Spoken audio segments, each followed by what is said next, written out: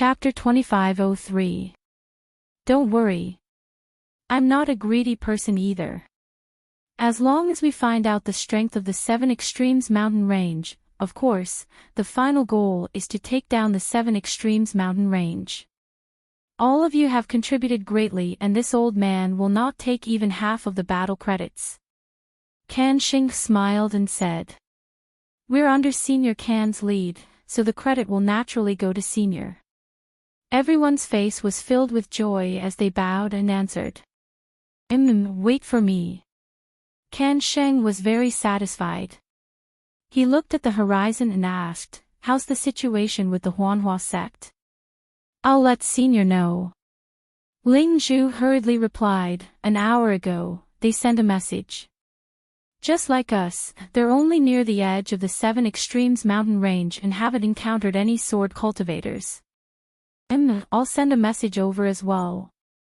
Tell them about this place. Kanshing instructed, also, order the disciples to increase their speed by 10% and prepare for battle. Yes, we understand. Everyone's face turned cold. They knew that their previous ease had come to an end. As the distance increased, the battle was inevitable. When the group of Foundation Establishment late-stage cultivators returned to their group, only a few Imperial Thunder Sect disciples were left beside Kanshing. The entire group of cultivators indeed increased their speed. Kanshing squinted his eyes and stood with his hands behind his back. His face was filled with confidence as his gaze fell on the mountain range that looked like a screen. Buzz buzz buzz, a continuous sword cry that could even shake the earth and mountains was emitted from the 7 Extremes mountain range. Immediately after, a hurricane swept out and the surrounding spiritual energy of heaven and earth gathered and poured into the 7 Extremes ridge. As the spiritual energy of heaven and earth poured into the 7 Extremes ridge, the hurricane became even bigger. Immediately, countless moo sounds were heard in the air and shook the surroundings.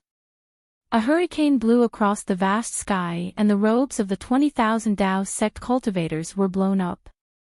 The accumulated snow on the snow region plateau was also swept up into the air. In the blink of an eye, a huge shadow suddenly appeared on the towering mountain range in the distance. Similarly, 20,000 swordsmen flew into the air from the 7 Extremes ridge in an orderly formation. The black mass of swordsmen blocked the setting sun and covered half of the sky. In addition to the intense flickering of the sword light, that oppressive aura was able to cause the sweat of the cultivators to stand even though they were dozens of miles away. They're just a group of people who want to show off. Kanshing was shocked, but he still sneered disdainfully.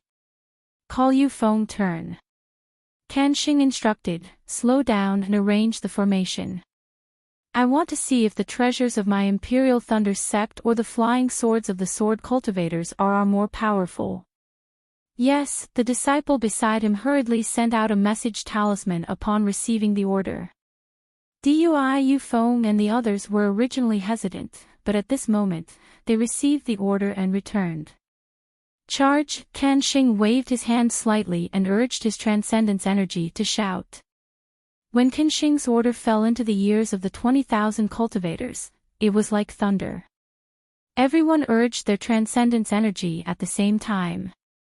The magic tools and treasures in their hands were all taken out. Similarly, there were 10,000 flashes of lightning. Streams of heaven and earth spiritual chi gathered and similarly formed a hurricane.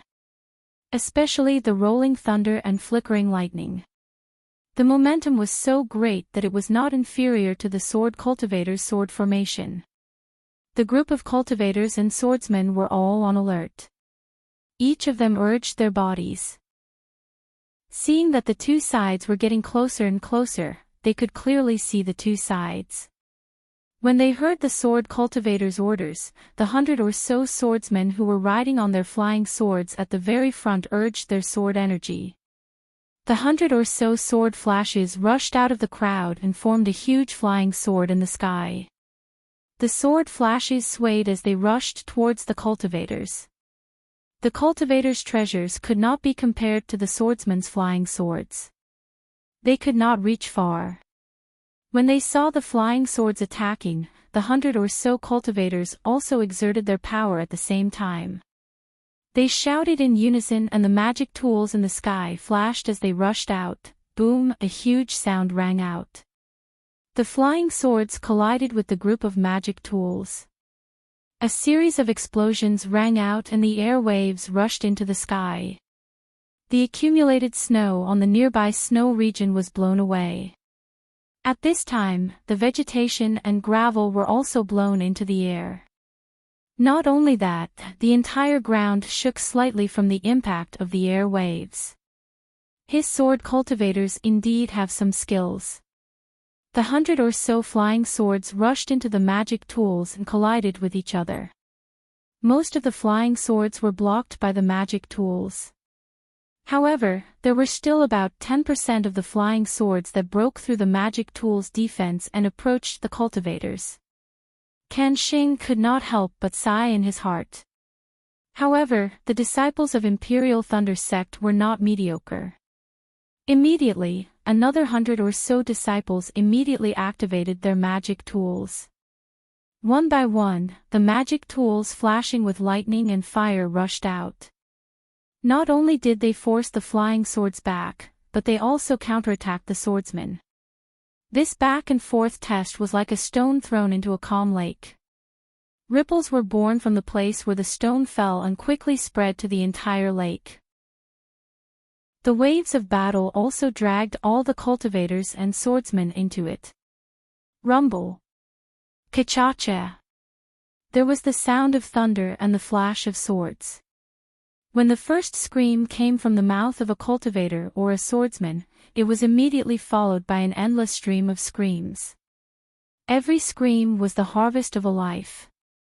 In the time it took to drink a cup of tea, hundreds of cultivators and swordsmen had already fallen from the two armies.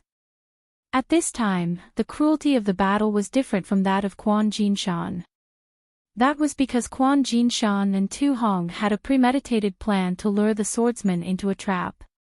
Other than a simple defense to not arouse the swordsman's suspicion, he did not send most of the Sky Patrol City's disciples into the battle at all. Today, all the swordsmen were mobilized. All the cultivators did not hold back.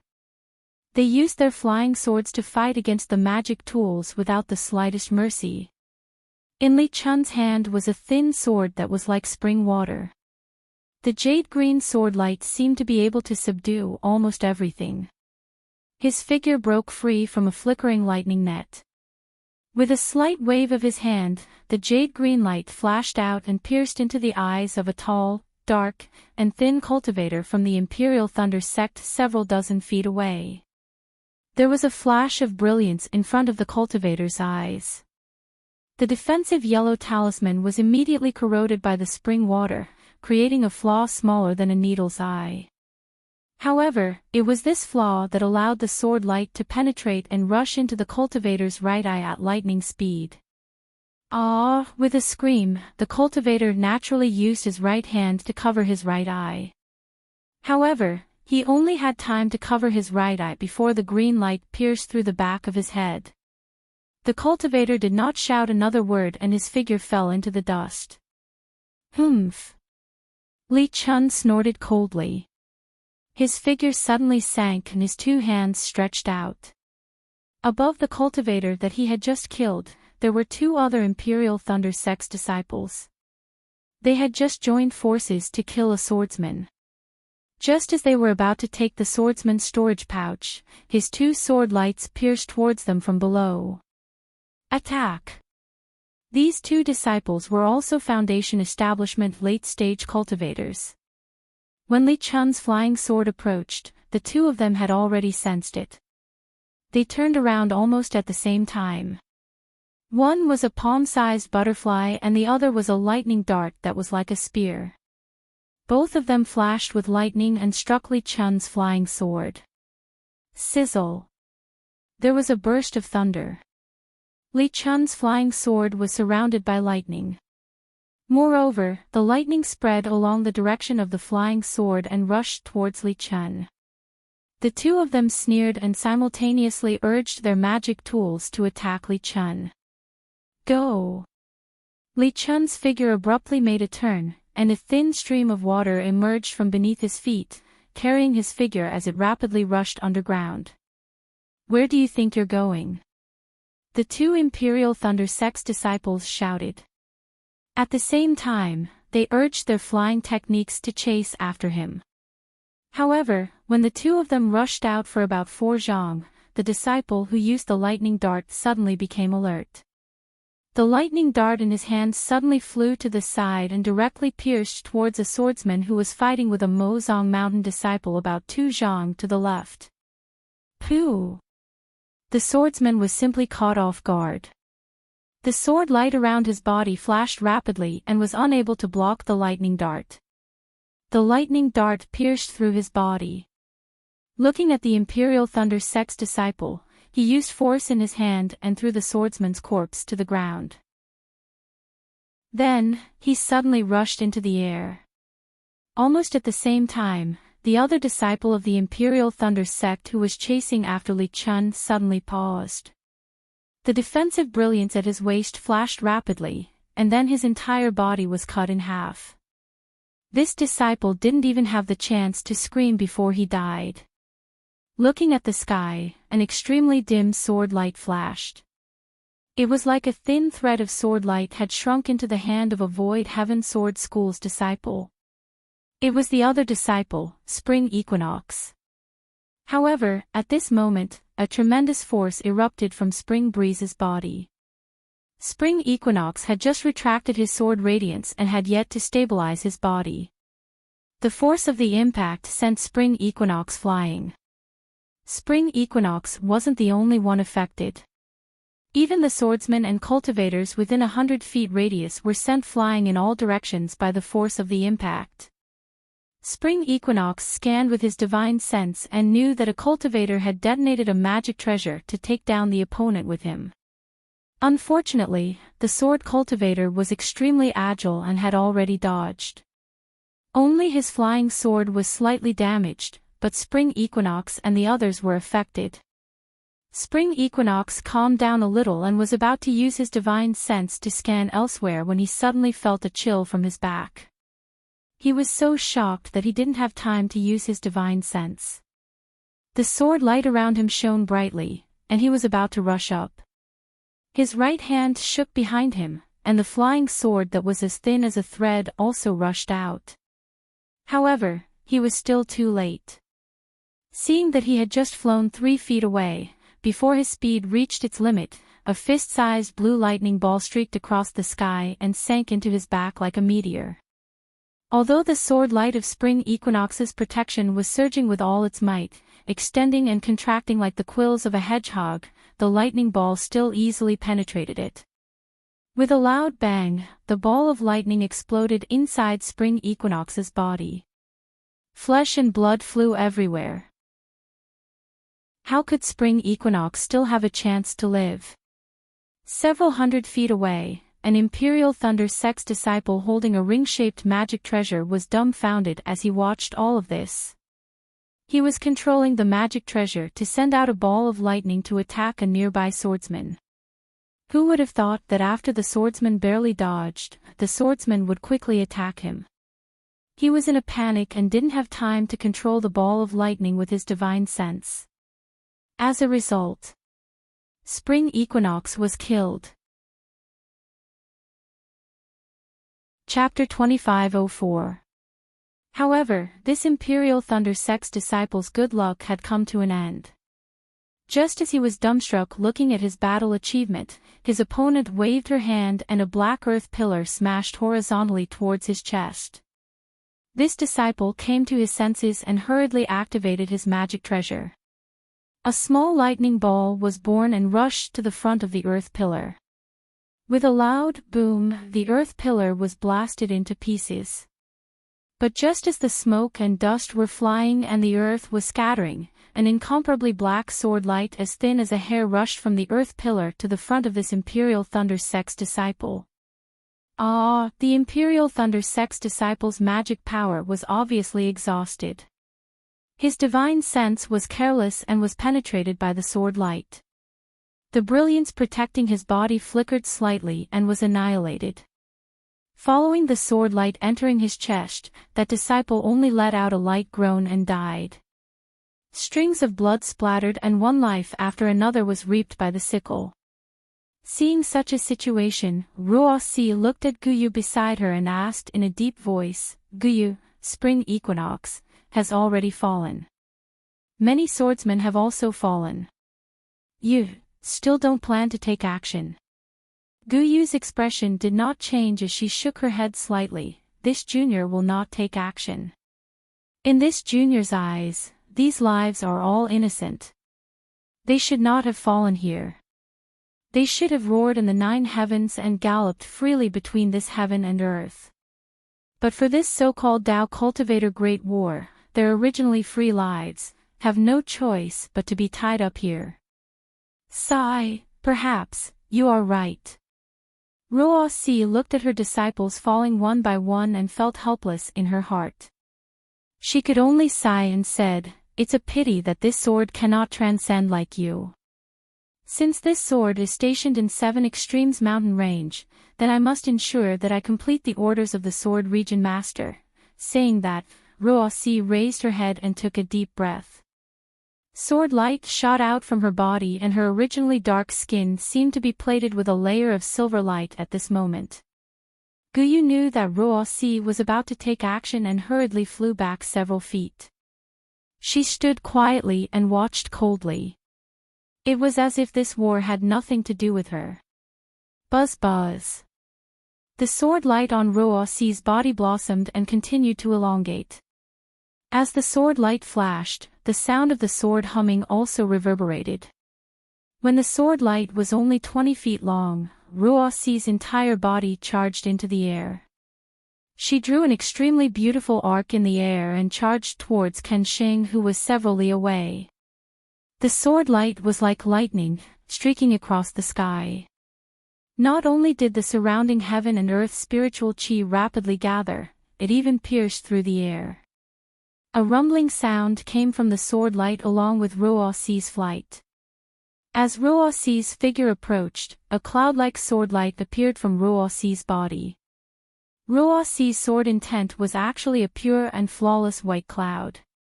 Kenshin had long been paying attention to Ruosi's actions. When he saw that her actions had caused such a huge commotion, he muttered in his heart. However, what else could he do now? Kenshin opened his hand and a 3-foot-long purple golden hammer flew out from his body. The head of the purple golden hammer was 1 foot long and the runes on it were very deep. Electric light flowed between the runes, and the flickering purple light couldn't help but rush out of the purple golden hammer. It rushed into the air, and issued a crackling sound. The 2-feet-long hammer handle slightly rotated, and the world's spiritual energy was sucked in like a whale. Rise, Kenshin's white hair suddenly scattered in all directions as a powerful aura surged out. He lifted the purple golden hammer in his right hand and similarly flew up, charging towards Ruosi with a speed that was not inferior to hers. Following Kenshin's flight, a hammer shadow with lightning lingering around it slowly formed in front of the purple golden hammer. When the two collided, it was already 1 foot long. Boom! A loud sound rang out. It was definitely an earth-shattering movement. The purple golden hammer finally collided with the white cloud sword. The first round of collision between the two Golden Core Realm swordsmen and cultivators created a huge sound wave in the air. Amidst the sound wave, the 1-foot-long white cloud was struck by 70%. The purple golden hammer shadow of the same size was also shaved off by more than 80%. Looking at Kenshin and Ruosi, the two's figures were even faster than when they flew over. They retreated like bullets and were only able to stabilize themselves after being knocked back 1,000 feet. The dozens of cultivators and swordsmen below them were also affected and lost their balance, falling into the air. Those who were lucky barely managed to stabilize themselves. Those who were unlucky had long been killed by the nearby enemies. Not only that, the white cloud was like a strand of black hair. Every strand of cloud was a ray of sword light. After rushing into the purple golden hammer, it immediately revealed a ferocious appearance and danced rapidly like a jellyfish with countless tentacles. The purple golden hammer wasn't any weaker than the white cloud sword. The purple golden hammer was originally a shadow made of lightning, but now it suddenly exploded. The lightning pierced into the white clouds like flying swords. Wherever the lightning went, the sword lights disappeared like they were melting water. Ruoxi's eyes narrowed and she took in a breath of cold air. The sword essence around her body circulated rapidly and the white cloud sword turned into a white ribbon, spiraling towards Kenshin. After the first round of probing, Kenshin had some confidence in his heart. Ruoxi's attack was definitely not for show. He was indeed slightly inferior. However, Ruoxi was using the white cloud sword. The sword light was like silk and was extremely good for defense. But in a real fight, it did not seem to be compatible with a swordsman's one-hit kill. In this aspect, Kenshin's purple golden hammer had a slight advantage. In addition, the lightning of the purple gold hammer seemed to be the nemesis of the white cloud sword. Just one bolt of lightning was enough to annihilate several sword beams. In terms of magical treasures, Kenshin had the upper hand again. As the battle continued, Kenshin had the confidence to win. Seeing the white cloud sword coming towards him, Kenshin's face showed disdain. He thought to himself, female swordsmen are no different from female cultivators. They both do superficial things. Although this ribbon is beautiful, what's the use? As he thought, he waved his purple golden hammer. Attack! Lightning flashed on the purple golden hammer. It split into several parts and hit the white cloud sword. In an instant, the ribbon was broken into several pieces. However, at the same time that the white cloud sword was broken into several pieces, Ruoxi's sword art moved again. With a buzzing sound, the several pieces of the ribbon suddenly exploded, forming hundreds of flying swords that pierced towards Kenshin. The sound of the flying swords piercing through the air was extremely sharp. Even a golden core cultivator as strong as Kenshin's expression changed. At this moment, he finally understood the power of the white cloud sword. Separate, Kenshin did not dare to be negligent. With a wave of his purple golden hammer, he activated his transcendence energy. The purple golden hammer shone brightly and a huge shadow of the purple golden hammer emerged, enveloping Kenshin within. The hundreds of sword lights pierced into the shadow, but were all blocked by the lightning within the shadow. Ha ha ha, Kenshin laughed. Sword cultivators are only so. Seeing this, Ruoxi's eyes unconsciously narrowed. She seemed to have made a decision. After all, the thunder-controlling sex lightning elemental spells had always been the most feared by sword cultivators. Kenshin's purple golden hammer was even more powerful. Her white cloud sword was indeed no match for it. However, things still went beyond Kenshin's expectations. Although the hundreds of sword lights were blocked by the purple golden hammer's defense, they did not dissipate like before. Instead, after colliding with the lightning, they were reflected back. Following Ruoxi's sword art, the sword lights repeatedly collided and pierced out. It was like a ball of sword light enveloping Kenshin's body. At the same time, this sword light also consumed the lightning. In a few breaths, the lightning shadow of the purple golden hammer began to dim. Could it be, this woman wants to compete with me in transcendence energy? Kenshin was slightly surprised. He understood very well why sword cultivators had an advantage in a fight with cultivators. It was because their attack power was strong. And cultivators could fight sword cultivators because their transcendence energy was generally stronger than sword cultivators. Ruoxi was competing with Kenshin in transcendence energy. He was afraid that she was using her weakness against his strength. It was absolutely impossible for Ruo-Si to do such a thing. However, in the next moment, the sword lights became more and more dazzling. It lingered in the surrounding space for hundreds of feet. Not only was it impossible to look at, but the whistling spiritual energy of heaven and earth could cut anything in the space into pieces. This made Kenshin even more surprised. However, Kenshin also withdrew his original intention. He mobilized his gold core, and his transcendence energy methodically poured into the purple golden hammer. While stabilizing the defense, he would casually strike from time to time. And this seemingly casual strike would always create a gap of a few feet in the white cloud swords within hundreds of feet. The originally smooth sword lights were sluggish again. Just when Kenshin and Ruo-Si's battle seemed to have entered a stalemate, a cold divine sense swept over from the Seven Extremes Ridge. That divine sense seemed to have no emotions, and it was as bone-chilling as a snow region. When it swept over Kenshin, it actually made Kenshin tremble slightly.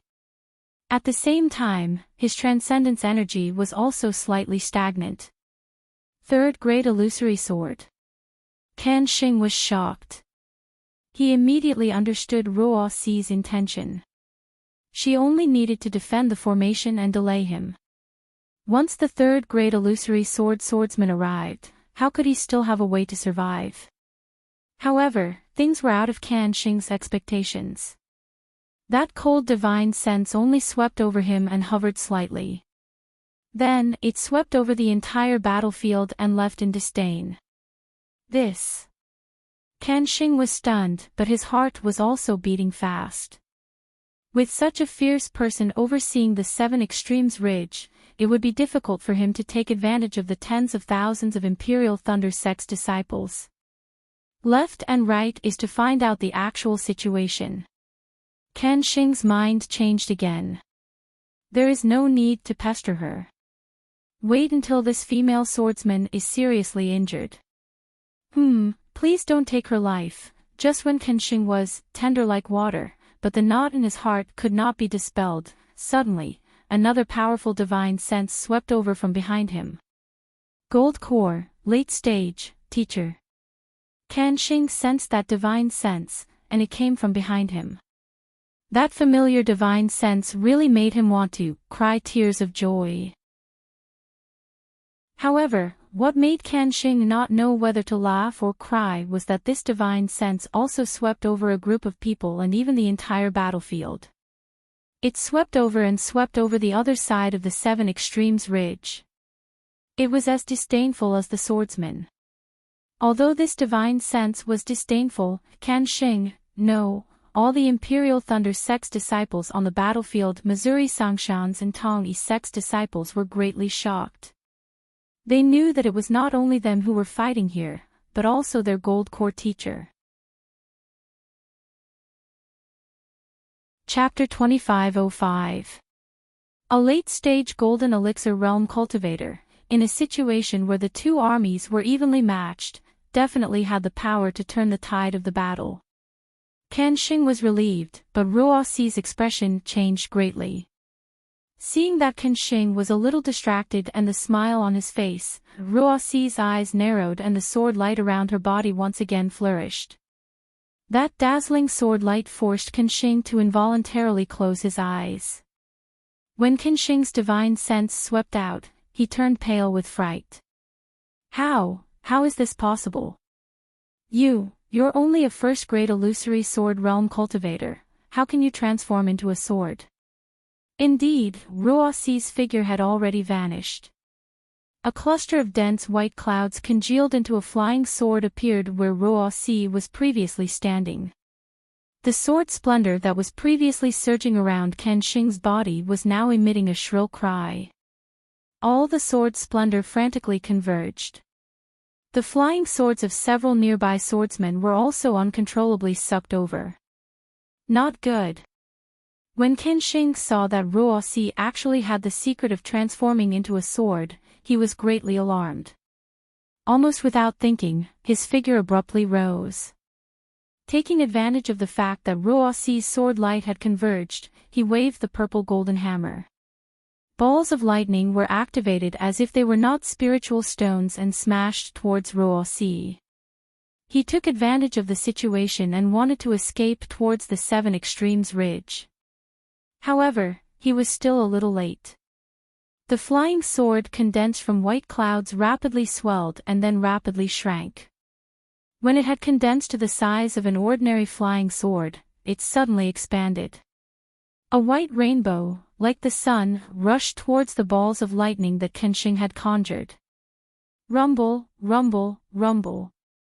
A series of loud noises enveloped the battlefield of tens of thousands of people. That white rainbow passed through all the balls of lightning at an incredible speed in the blink of an eye and directly pierced towards Kenshin's back. Fight! Kenshin's heart shrank. He immediately knew that the time to decide the outcome of the battle had arrived. His golden elixir rapidly rotated and all the vital energy rushed towards his meridians. His transcendence energy then poured into the purple golden hammer. Dang! Like the sound of a golden drum, the white rainbow struck the purple golden hammer, creating a 3-inch deep crack. Moreover, the white rainbow's momentum didn't decrease, but its direction was changed by the purple golden hammer. With a pu sound, the golden light around Kenshin's body suddenly brightened, and then it was extinguished. That white rainbow actually went under his armpit and passed through. See, Kenshin's natal magic treasure was damaged. His primordial spirit violently fluctuating. The white rainbow even broke through his golden elixir's defense and severely injured his body. As blood spurted out, his body staggered as his body's injured. Let's go. Kenshin sucked in a breath of cold air. He watched as the white streak of light passed through his body and several other Imperial Thunder Sect disciples before slowly coming to a stop. He didn't dare to stay any longer. Enduring the pain, he activated his flying technique and fled to the other side of the Seven Extremes mountain range. Thousands of Imperial Thunder Sect, Emos Sang Mountain, and Tongyi Sect's disciples had already died. When they saw this, they also retreated while fighting, moving towards the other side of the Seven Extremes Ridge. Moreover, that incomparably sharp white rainbow slowly stopped in midair. The sword's light gradually converged, revealing Ruoxi's red face. Ruoxi had forcefully activated her secret technique to transform into a sword, causing great damage to her body. Unfortunately, Kenshin's purple gold hammer was too powerful, and that lightning net was too arrogant. Ruoxi's attack, which she was originally very confident in, did not succeed, and could only heavily injure Kenshin. Looking at Kenshin stumbling and flying into the distance, Ruoxi waved her hand and sneered, "Chase." Yes, the swordsmen who were originally chasing the cultivator also had high morale. Many 6th-grade sword leaders responded loudly and commanded the 10,000 swordsmen to chase after the cultivator. On the other side of the Seven Extremes Ridge, the battle situation was different. The Washing Flowers sect's leader was a graceful female cultivator who had a technique to retain her beauty. Her name was Bright Moon. This Bright Moon maiden's cultivation was at the peak of the early gold core stage. The magic treasure in her hand was also called Bright Moon.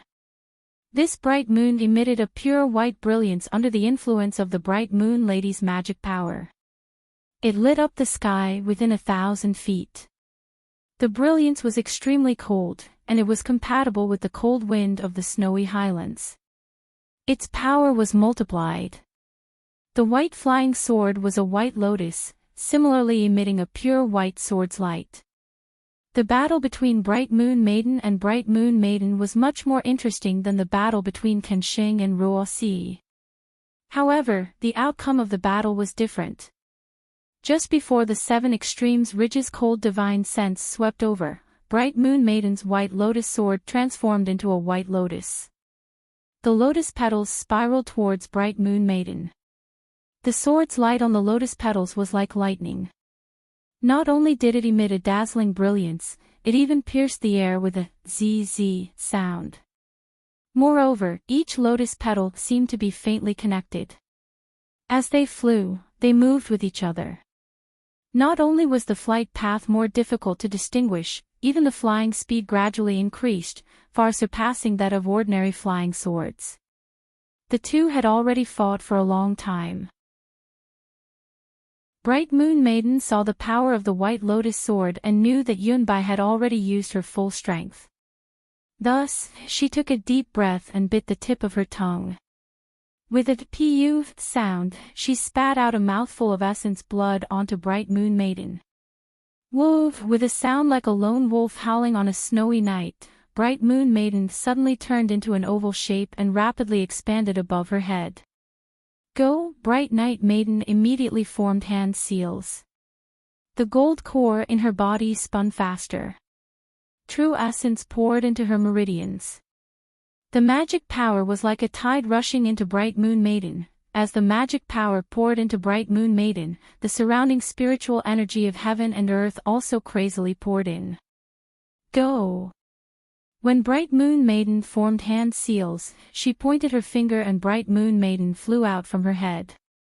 Like a meteor chasing after the moon, it shot towards the White Lotus sword. Bright Moon Maiden flashed around Bright Moon Maiden. The surrounding spiritual energy of heaven and earth formed an extremely cold brilliance around Bright Moon Maiden. Ka-cha-cha! As Bright Moon flew, the ice shards in the air shattered and fell. In the blink of an eye, Bright Moon Maiden was already close to White Lotus petals. Although it was still a foot away, the lotus petals suddenly condensed. As the lotus petals condensed, there was a whang sound of metal and stone. This sound was the sorrowful cry of the condensed sword light. It was trying its best to break free from the extreme coldness of the sword domain. But immediately after, with a series of ka-cha-ka-cha sounds, Bright Moon Maiden cut all the lotus petals apart. All the sword light was also split in half.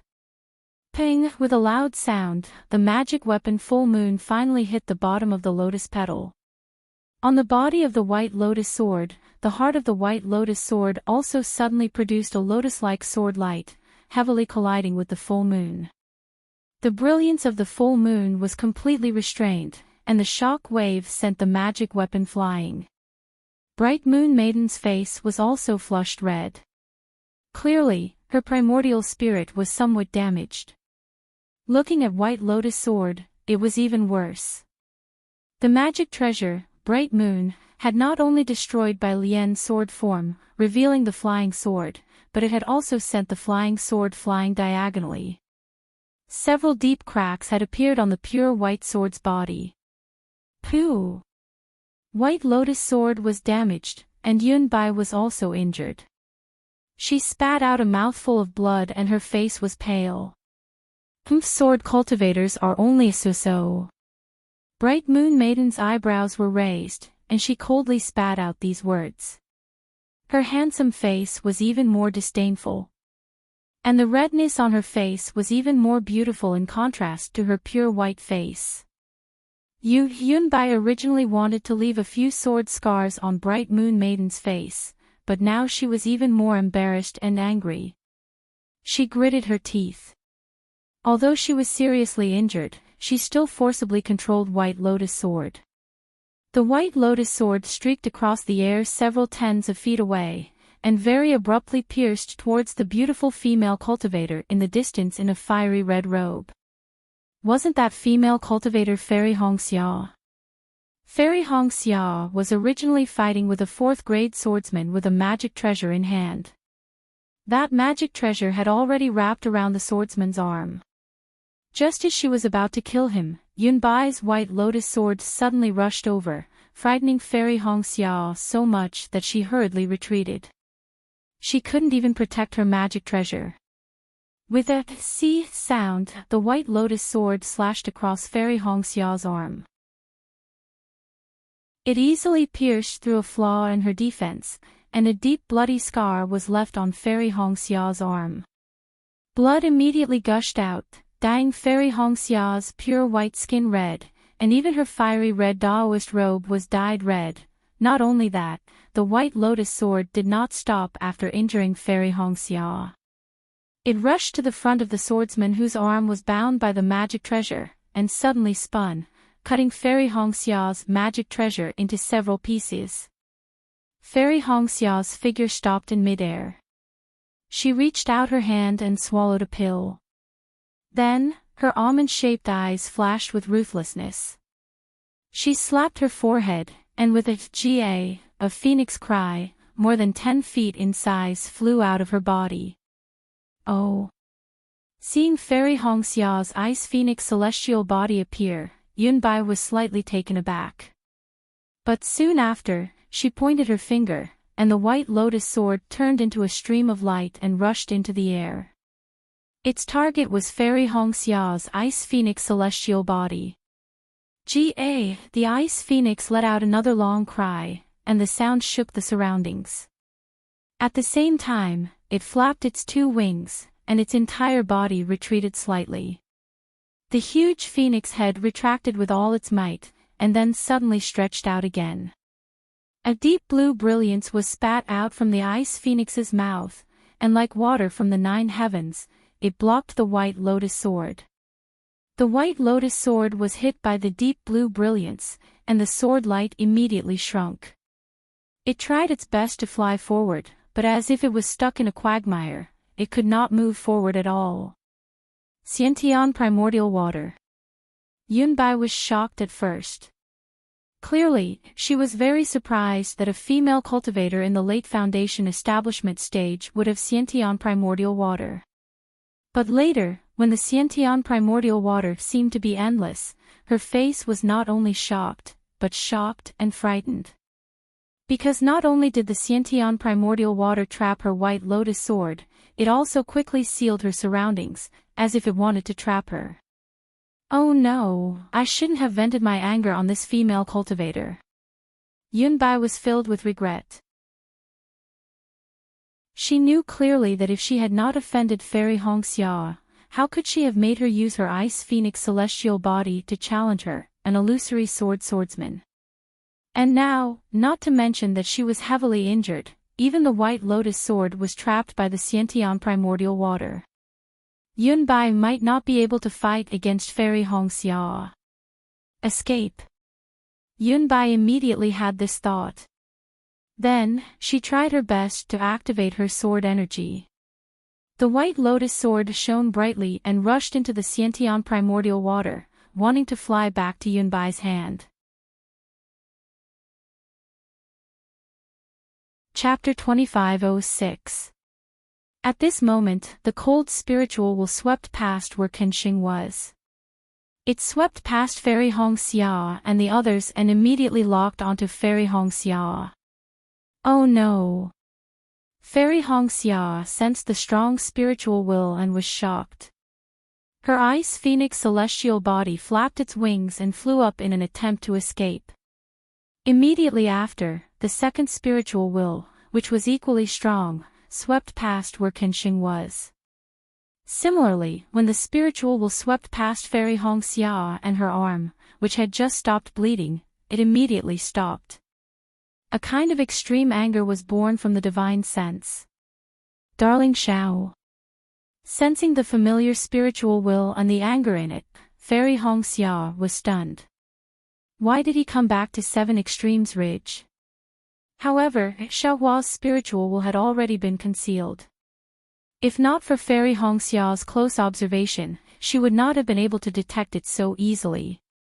Just as Fairy Hongxia was deep in thought, a blue figure rapidly flew over from the direction of the 7 Extremes mountain range. Before the figure could get close, a powerful aura gradually spread throughout the entire battlefield. It was like the gentle breeze before the arrival of a tsunami.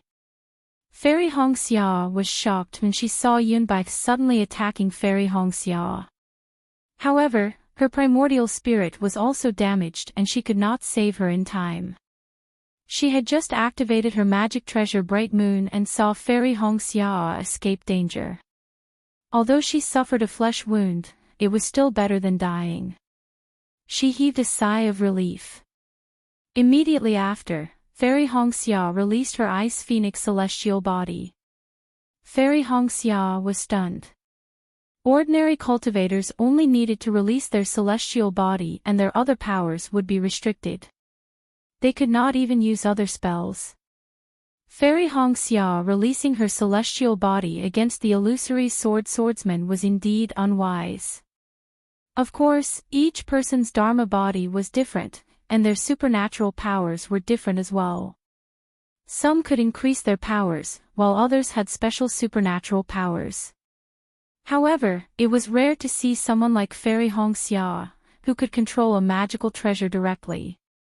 When Fairy Hongxia's Ice Phoenix celestial body spat out innate primordial water, not only trapping Yunbai's White Lotus sword, but also trapping Yunbai, Fairy Hongxia's lips curled into a smile as she thought to herself, as expected of a fairy, therefore, her magic treasure, Bright Moon, slowed down for a moment. She wanted to give Fairy Hongxia the credit for killing the illusory swordswoman. While she was hesitating, the blue-robed swordsman's divine sense swept over and his figure appeared. Attack! Lady Mingyu did not dare to be careless.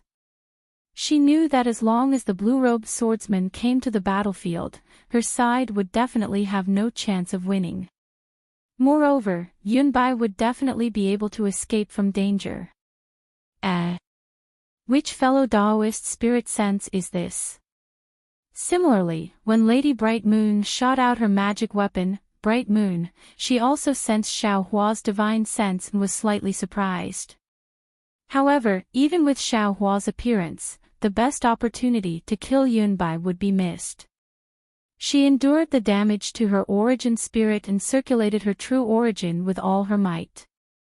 The magic treasure once again took the shape of an oval and flew towards Yunbai. Scoundrel, how dare you!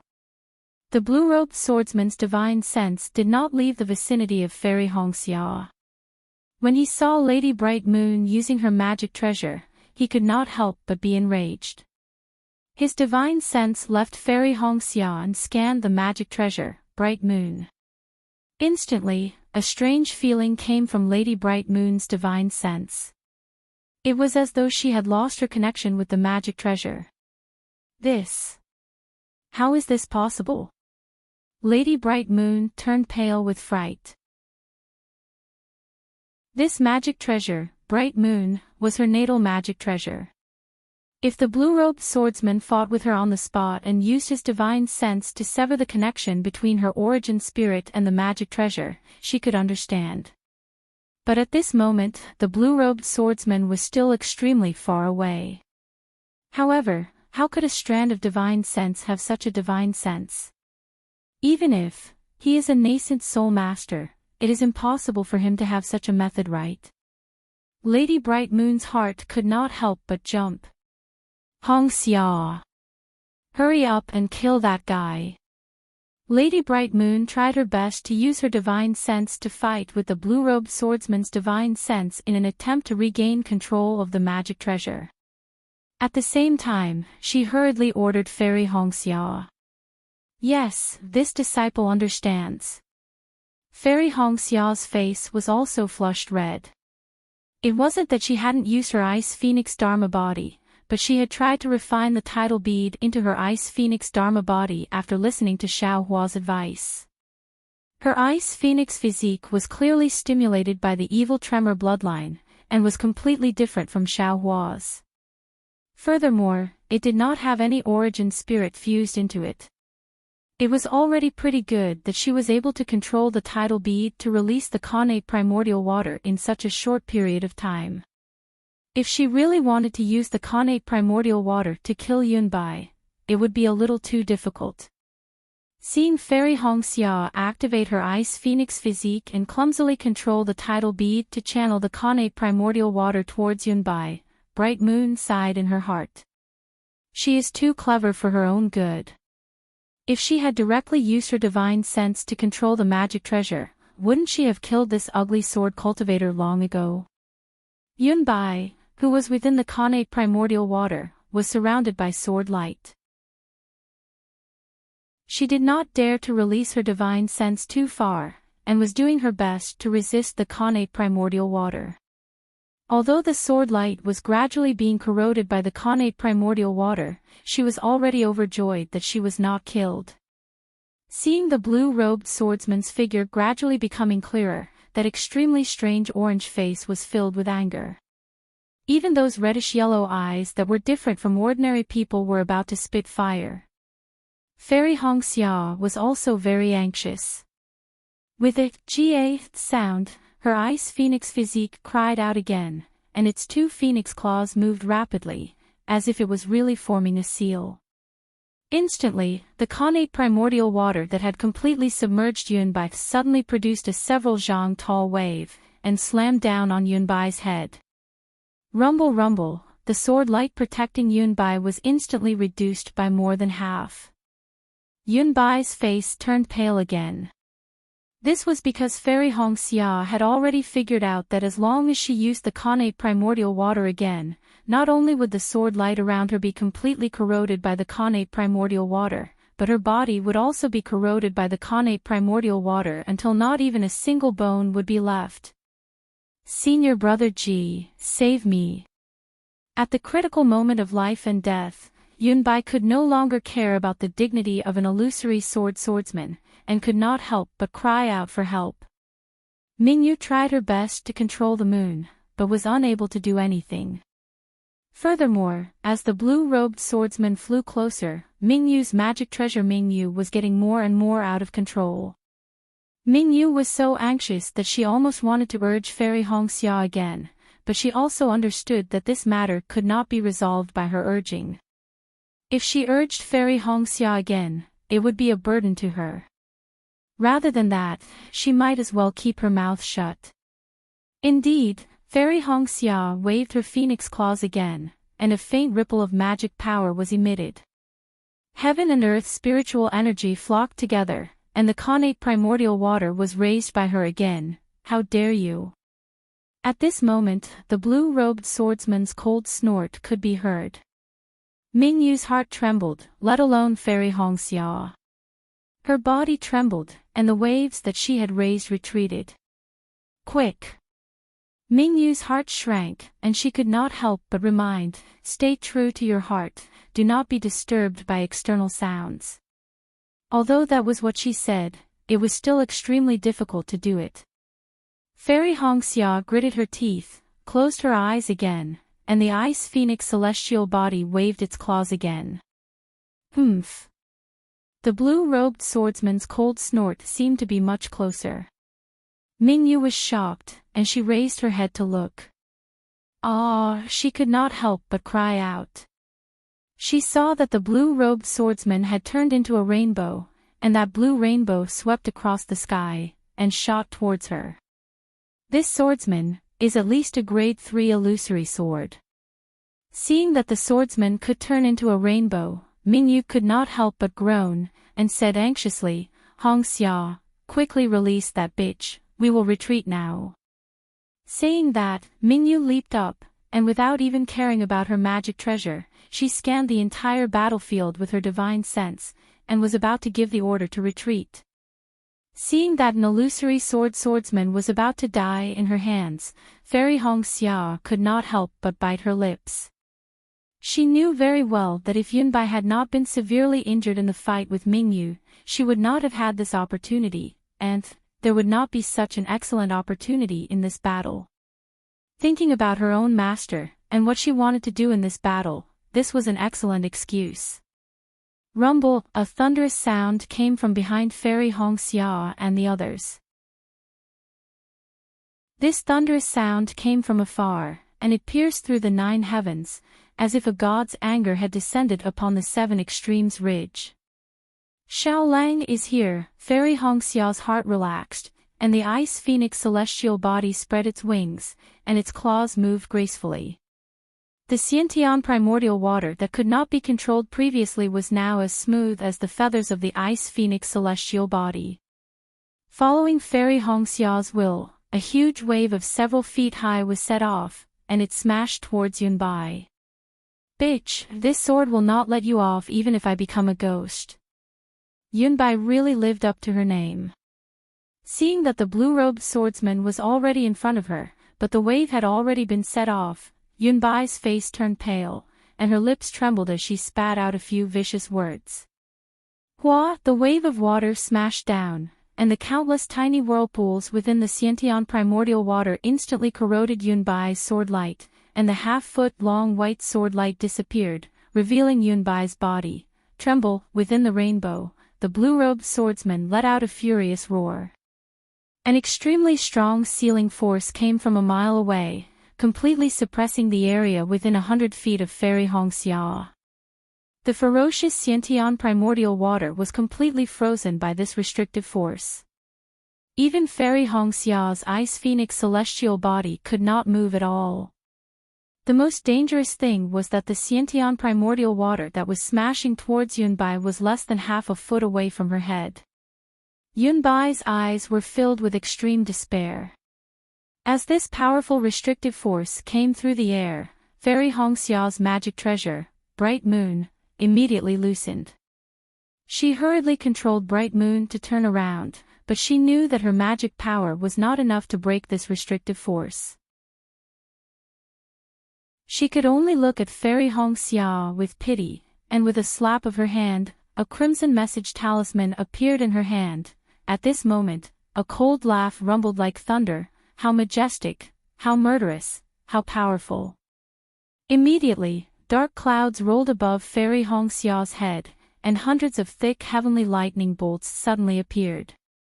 Kachacha, the heavenly lightning bolt struck down, and hit the restrictive force that had completely restrained Fairy Hongxia and the Xiantian primordial water. Chapter 2507. Boom! With a huge tremor, the restrictive force was almost completely shattered by the heavenly thunder. Countless tiny threads of lightning flickered around Fairy Hongxia. As the restrictive force was shattered, the innate primordial water annihilated Yunbai in a flash. Yunbai only had time to scream, and her eyes were dazed, as if her divine sense had been lost in the innate primordial water. Furthermore, the flesh and blood on her body quickly dissipated, and the exposed white bones were also quickly annihilated by the blue waves. Seeing this, Mingyu could not help but gasp. She had long heard of the ferocious reputation of the innate primordial water.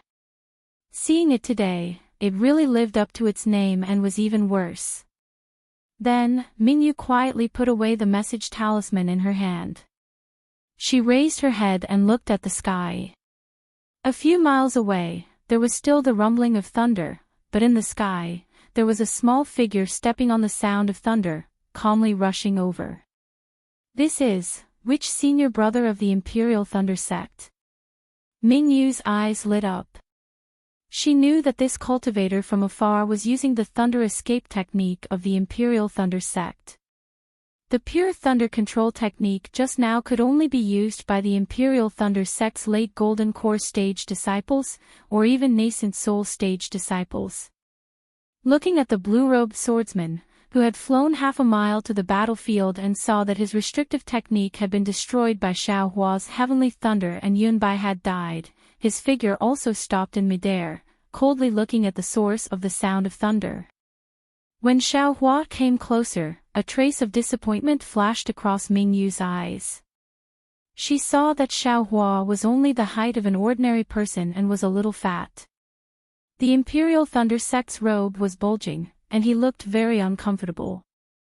Looking at his appearance, he was abnormally ordinary.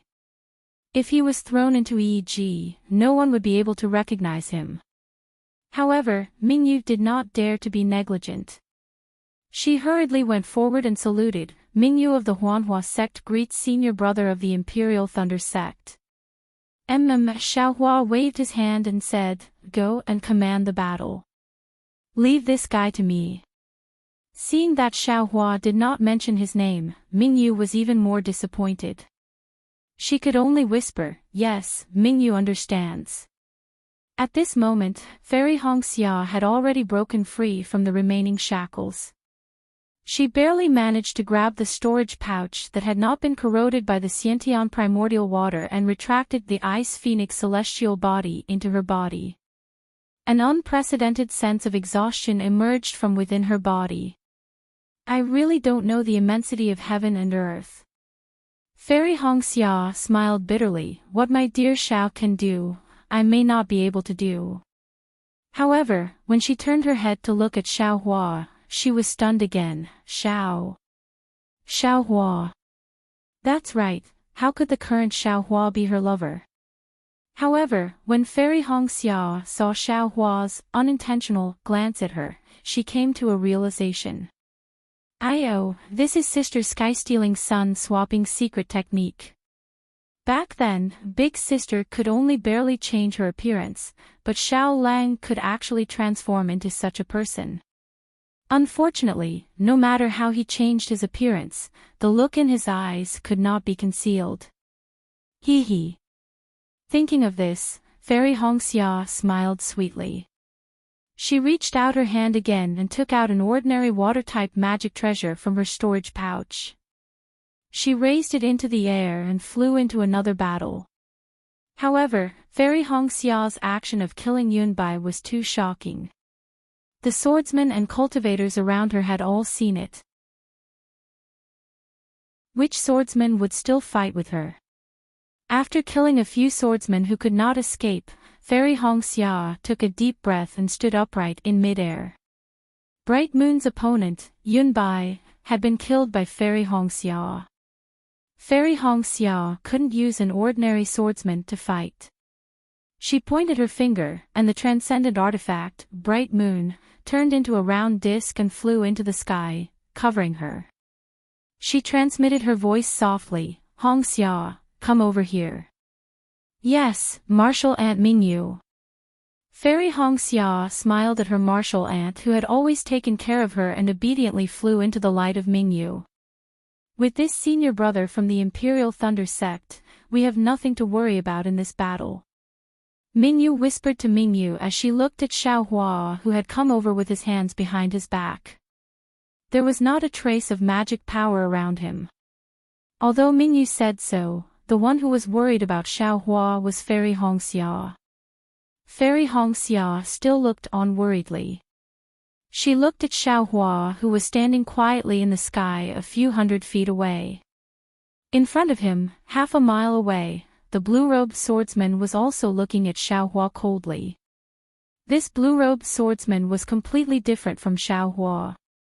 Not only was his figure much taller, even his sturdiness was not something that Xiao Hua could compare to. What was special was that the swordsman's face and head were squarish. Even his sturdy body was squarish. Furthermore, where Xiao Hua stood, the cold wind blew, causing Xiao Hua's Daoist robe to flutter.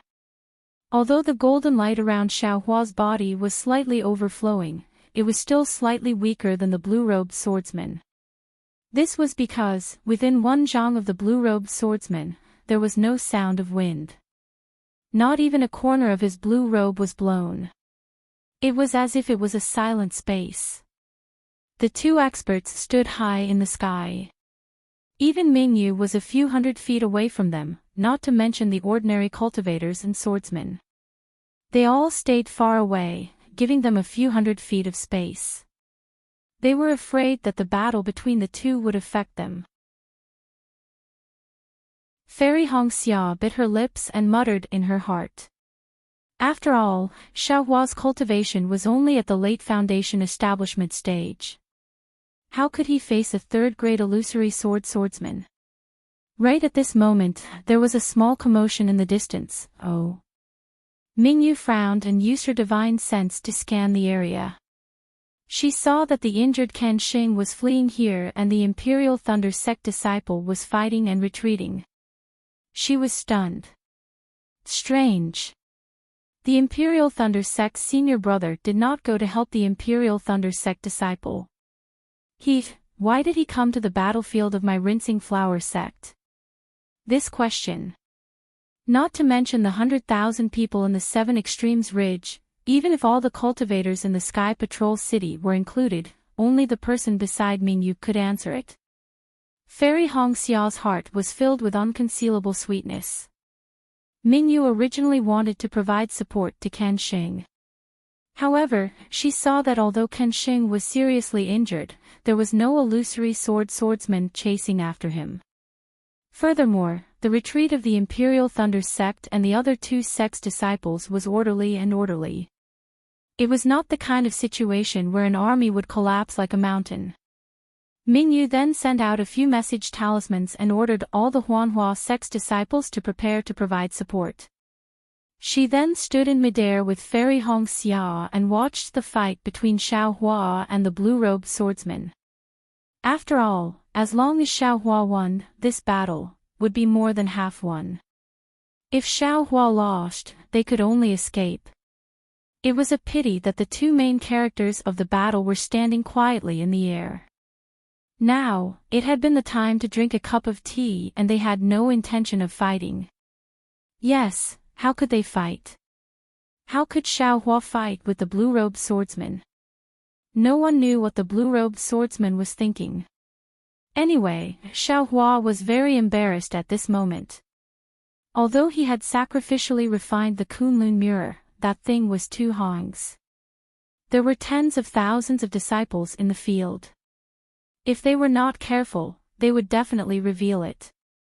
Could the Imperial Thunder sect escape the investigation of the Shui region's spiritual master? Even if Xiao Hua did not return to Sky Patrol City, he was afraid that it would be difficult to explain, right?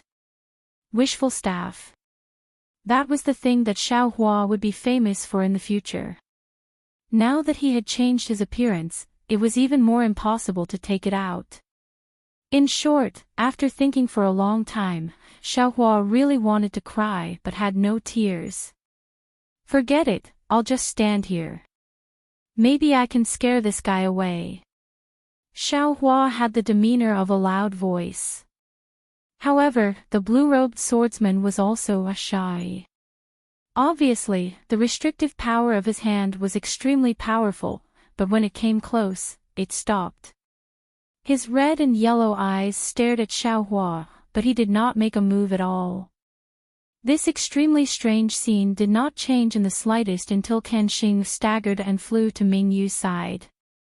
Seeing the Imperial Thunder sect's Golden Core disciple standing in the air, Kanxing's eyes stared straight. Fellow Daoist Kan. Mingyu inquired in a low voice, which senior brother of your sect is this?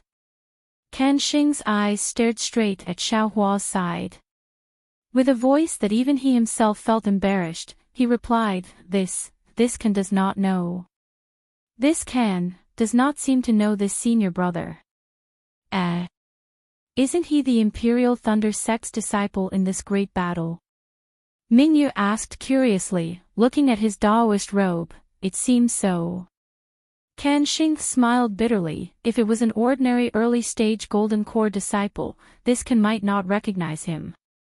But this senior brother, just now, he seemed to have used the lightning evasion technique to control lightning. His cultivation, is at least late-stage Golden Core, right? How could this Kan not recognize this kind of nascent-souled senior brother in one step? However, this senior brother's cultivation. I'm afraid it's even higher than senior brother Qian Mo. How could he come to the Seven Extremes mountain range? If he's just passing by, then why is he wearing the Daoist robe of a participating disciple? Moreover, this Kan was in a very dangerous situation just now. If not for risking my life, I almost died. How could senior brother come here? Kanxing had a stomach full of puzzlement, but this did not delay him from quickly taking a healing pill. With Mingyu by his side, with this Imperial Thunder sect's disciple who was even more powerful than Qian Mo, he would not worry about Ruoxi's damaged sword origin. When Kanxing was taking the pill, Mingyu explained the situation just now in a low voice. Kanxing was so shocked that the jade bottle almost fell. What? Directly controlling heavenly lightning? Damn it, this should be a nascent soul cultivator's divine ability, right? Which senior brother from the Heavenly Thunder Palace is this? Kan Xing's brain juice was being racked. It's that powerful. Mingyu was also slightly stunned. She did not expect the difficulty of controlling heavenly lightning to be so high. And, that's right. Kan Xing suppressed the ecstasy in his heart and said in a low voice, "Our Imperial Thunder Sect's secret technique can only be used after reaching the nascent soul realm to communicate with the power of heaven and earth and control heavenly lightning. That's not right." Mingyu said curiously, "This concubine has personally seen Imperial Thunder Sect's disciples using magic treasures, such as flying swords, to guide heavenly lightning down. TCH, how can that be compared?" Kan Xing curled his lips and said in a low voice, "That's because there's a lightning-attracting array inside the magic treasure. What's even more lazy is that the magic treasure contains lightning and can borrow a bit of heavenly lightning's power to use. Fellow Daoist Mingyu, didn't you see this senior brother of mine? He doesn't have any magic treasures or the like in his hands, but he's guiding lightning with his bare hands. This is a secret technique of my Imperial Thunder sect that is not passed on. There are only a few people in the sect who can do it, hee hee." While speaking, Ruoxi also flew over. Behind her in the distance was formless sword Guyu. Ruoxi also looked at Xiaohua and the blue-robed swordsman in astonishment. She then scanned the entire battlefield but did not see any trace of Yunbai. When she found a sword cultivator to ask, her face revealed a miserable expression. At the same time, her furious gaze also fell on Mingyu.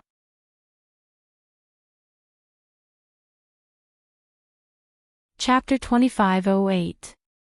However, it was clear that the only sword cultivators were the blue-robed swordsman and Ruoxi. As for the cultivators, there were 2 from the Imperial Thunder sect and 1 from the Huanhua sect. Ruoxi was definitely not a match for Mingyu and Kan Xing. Ruoxi was very clear about the blue-robed swordsman's calmness. When she flew to the left and whispered a few words, the blue-robed swordsman didn't even frown, as if he didn't hear her. However, when Ruoxi retreated, the blue-robed swordsman asked in a deep voice, "I'm Ji Yi of the Copper Bell sect. Who are you from the Imperial Thunder sect?" "I. Nameless." Xiaohua saw that this swordsman was actually so calm and still wanted to ask for his name.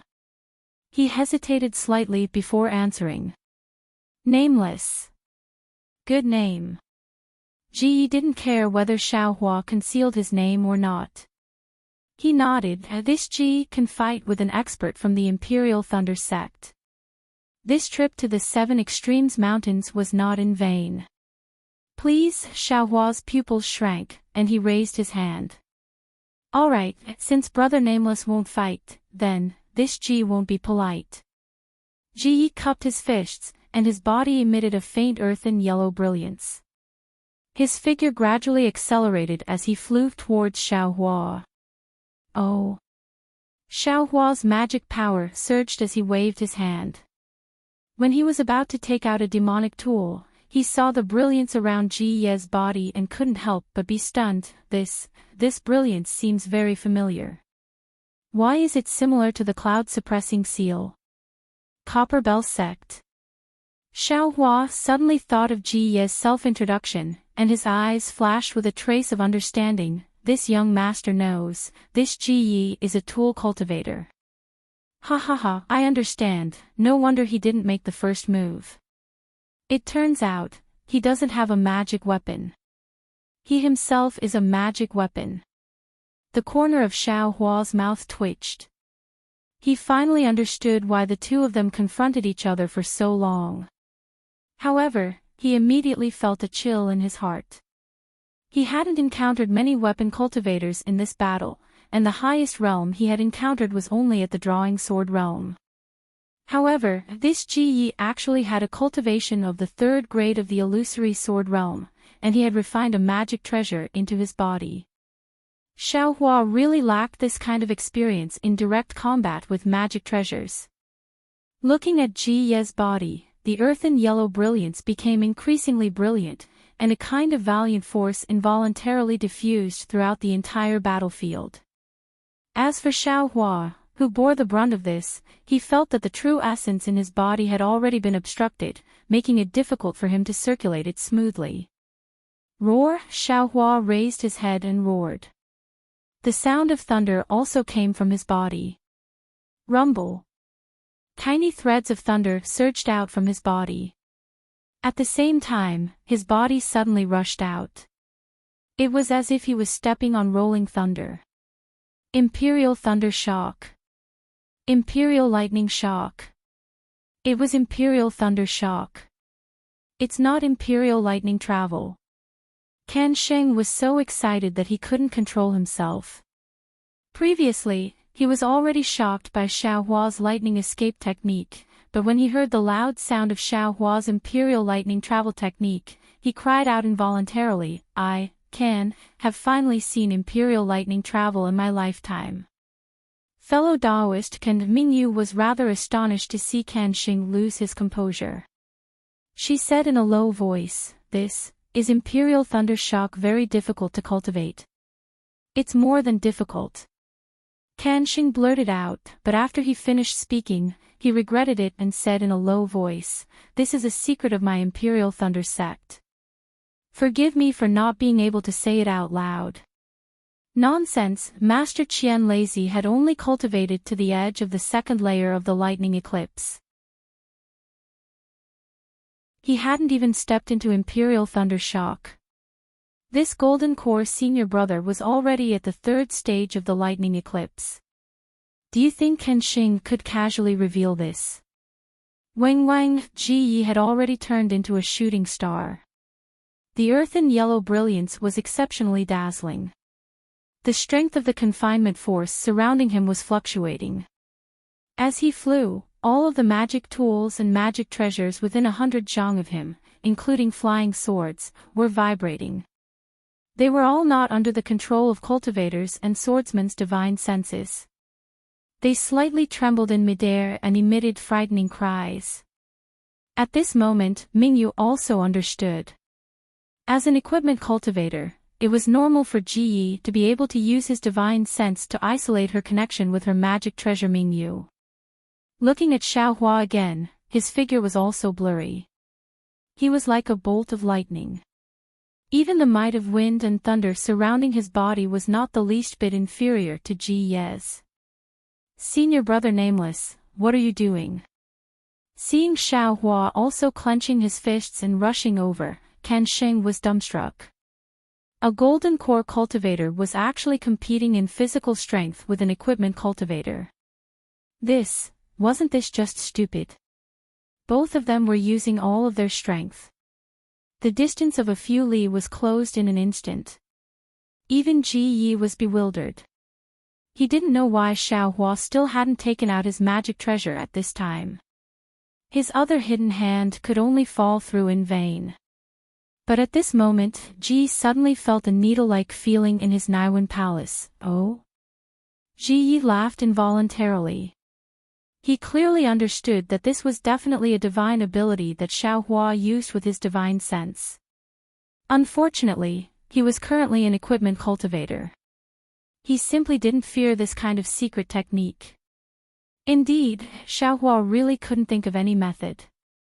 He flew to the center and used the soul-piercing technique.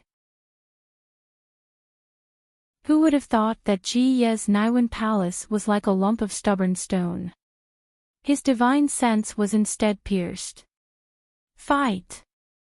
Ji Ye's scarlet-yellow eyes didn't even blink. He clenched his fists and smashed them towards the charging Xiaohua's body. Senior martial brother, Kan Sheng couldn't help but clench his fists. He clearly understood that if this fist smashed onto the body, not to mention a mid or late gold core cultivator, even a nascent soul cultivator absolutely wouldn't be able to withstand it. Since Kan Sheng was so anxious, there was no need to mention Fairy Hongxia's worry. She really didn't understand why Xiaohua didn't take out his magic treasure. Could it be that he gave me his magic treasure and didn't have it himself?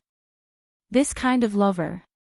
Good, today this little, This old man wants to see if your equipment cultivator's body is stronger, or if my Imperial Thunder Sect's body cultivator is stronger. Xiao Hua's arrogant voice rose from afar. It really made everyone's eyes pop out. Xiao Hua actually also clenched his fist and smashed it towards Ji Ye's fist. Rumble. It was practically a world-shaking tremor. Waves of air soared into the sky from between the two people. Within several hundred zhang, all the magic tools, magic treasures, and flying swords lost control. They were sent flying by Ji Ye's uncontrollable confinement power and the countless tiny lightning bolts that rose from Xiao Hua's body. The swordsmen and cultivators who were fighting turned pale with fright. This kind of power had already surpassed a fight between Golden Core cultivators. They couldn't help but connect to their magic treasures and immediately flew up again, leaving the several hundred zhang space for the two people who made them feel inconceivable. The cultivators and swordsmen who were fighting might not have seen clearly, but the cultivators and swordsmen who were secretly watching the fight were dumbstruck. They saw the two people colliding with each other with their bare hands. That Ji Ye's face was expressionless as he stood majestically. Even his blue robe didn't move in the slightest. But what about Xiao Hua? As if he was struck by a heavy blow, he was thrown into the air. However, Xiao Hua, who was accompanied by this flash of lightning, flew up 5 zhang and immediately laughed wildly. A string of afterimages flashed and rushed towards Ji Yi again. No matter if it was a cultivator or a swordsman, they were all very clear that Ji Yi was a high-level equipment cultivator of the illusory sword. It was a magic treasure, how could a cultivator compare? Not only did Xiao Hua receive Ji Ye's all-out attack, he even counterattacked vigorously after being repelled. This cultivator, good heavens, could he still be called a cultivator? The following battle situation was even more puzzling to the crowd. They saw Xiao Hua brandish his fist towards Ji Yi, and a rare trace of astonishment flashed through Ji Ye's eyes. He also brandished his fist to block. The two people actually fought in the air with their fists and feet. Although Ji Ye's fists and feet contained a strong confining power, and Xiao Hua's fists and feet flashed with lightning, and when their fists and feet hit a hard rock, the rock would certainly be turned into powder. However, each of their moves was clear, completely similar to the martial arts of the secular world. Among the several tens of thousands of cultivators and swordsmen, there were definitely people who had seen fists and feet. When they saw that the two seniors were actually martial artists, they became even more puzzled. After all, martial arts were the work of the secular world's people.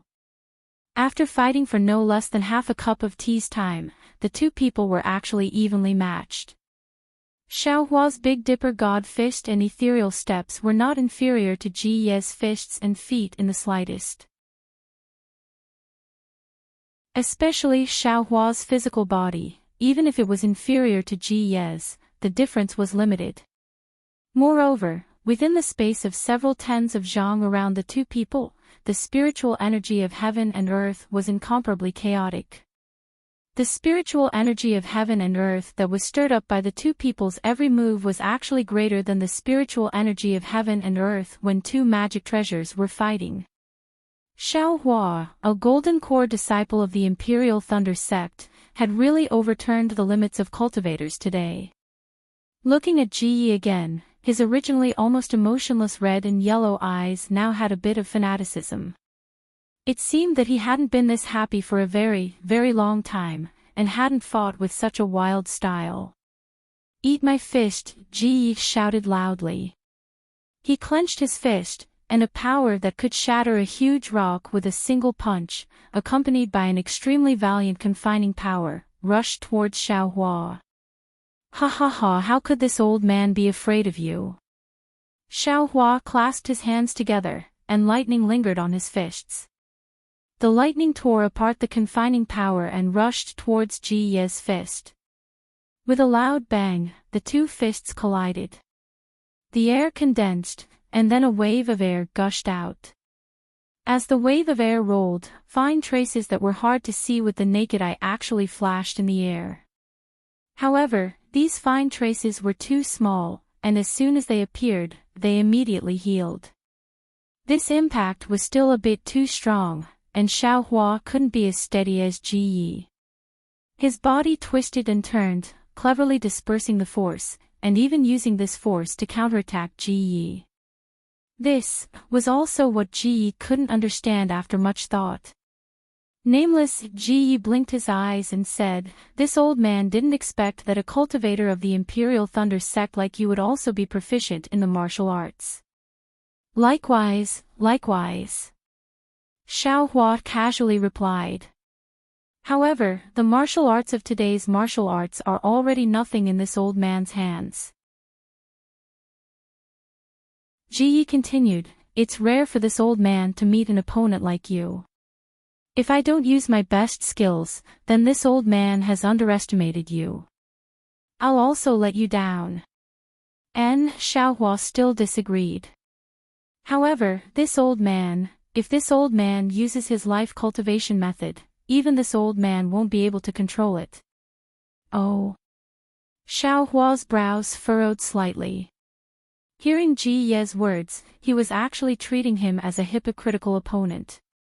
"Do as you wish." Xiaohua looked up and down at Ji Yi and said, "Right now, you and I are enemies. If you don't use your divine ability, this old man will take your life." "Good. Ha ha ha, well said. Since you and I are enemies, this old man won't say anything." Ji Ye's eyes flashed with brilliance, and he laughed loudly. "To be able to fight an opponent like you, this old man will have no regrets even if I die."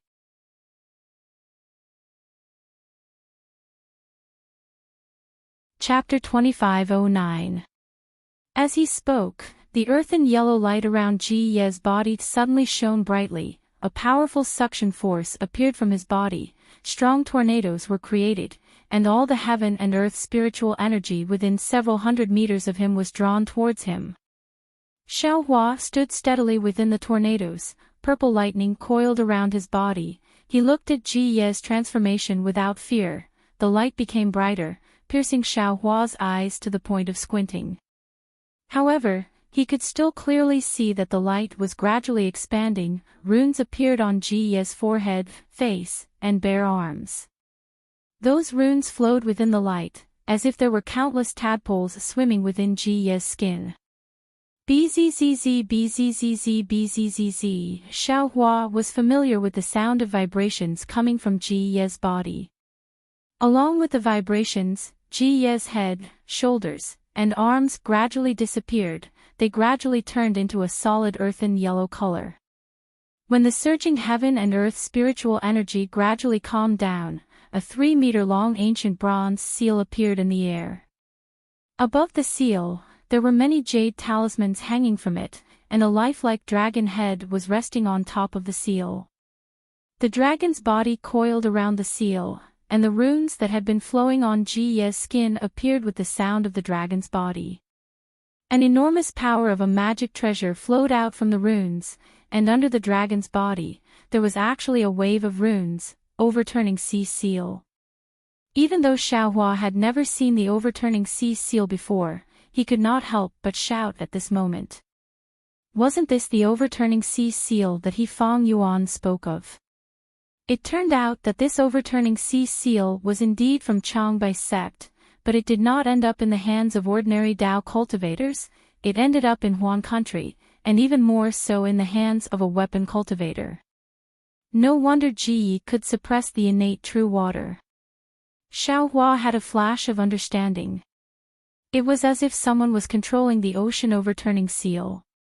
The ocean overturning seal slowly rose up, and a sealing force that was several times stronger than before suddenly appeared. The space within 1,000 feet was filled with this sealing force, and even the air couldn't flow.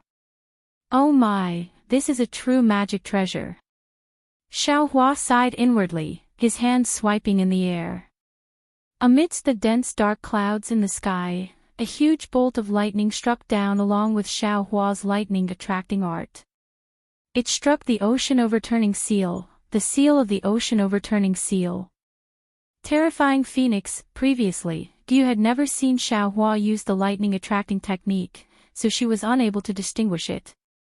At this time, seeing this hand seal, her complexion changed greatly.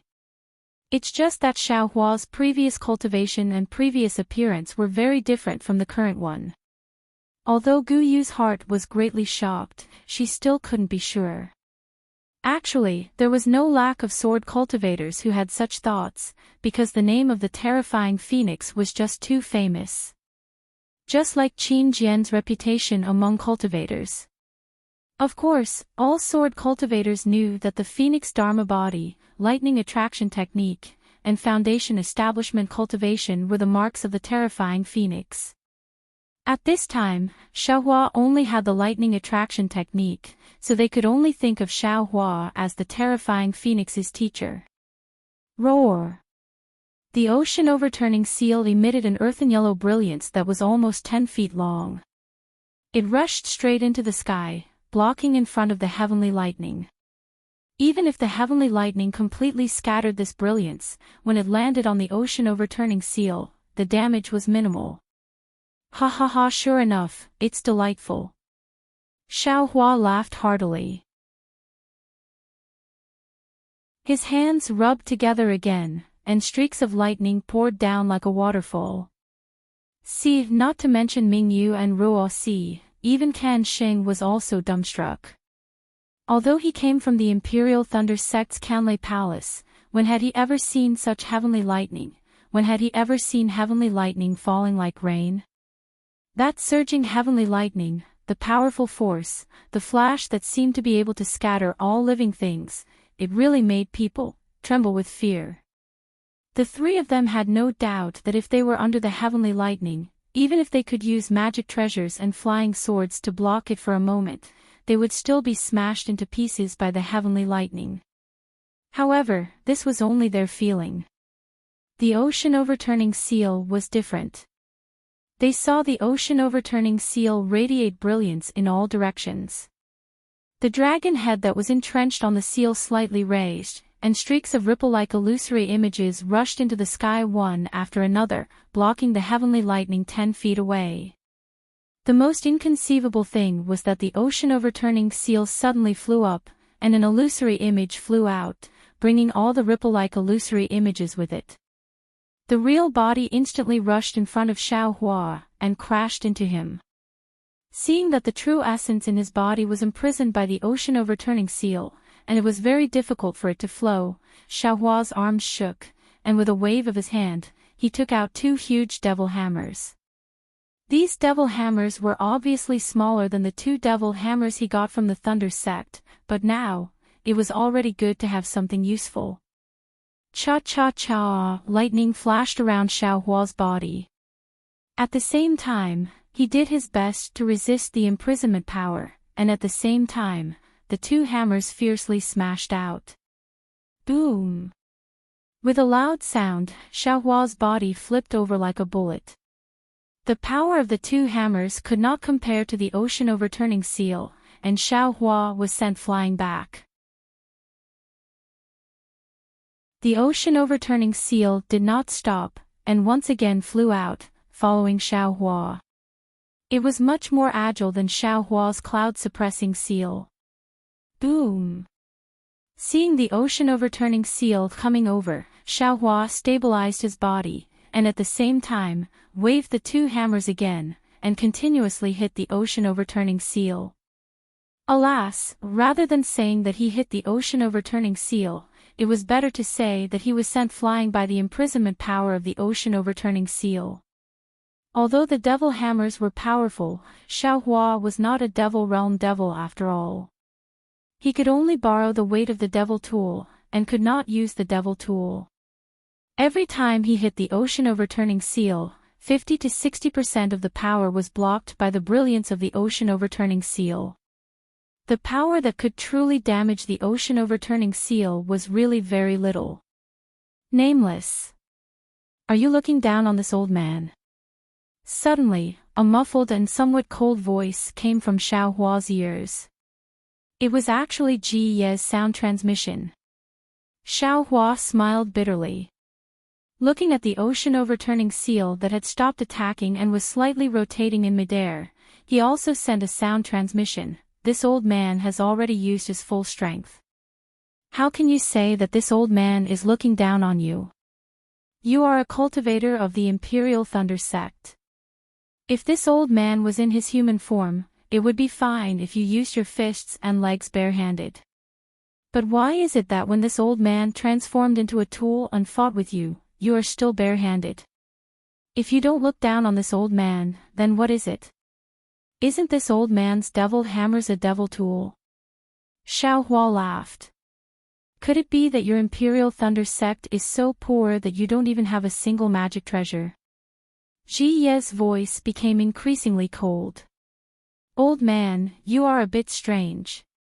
Xiao Hua pointed with his hand and said, if this old man took out a magic treasure, would you still be alive?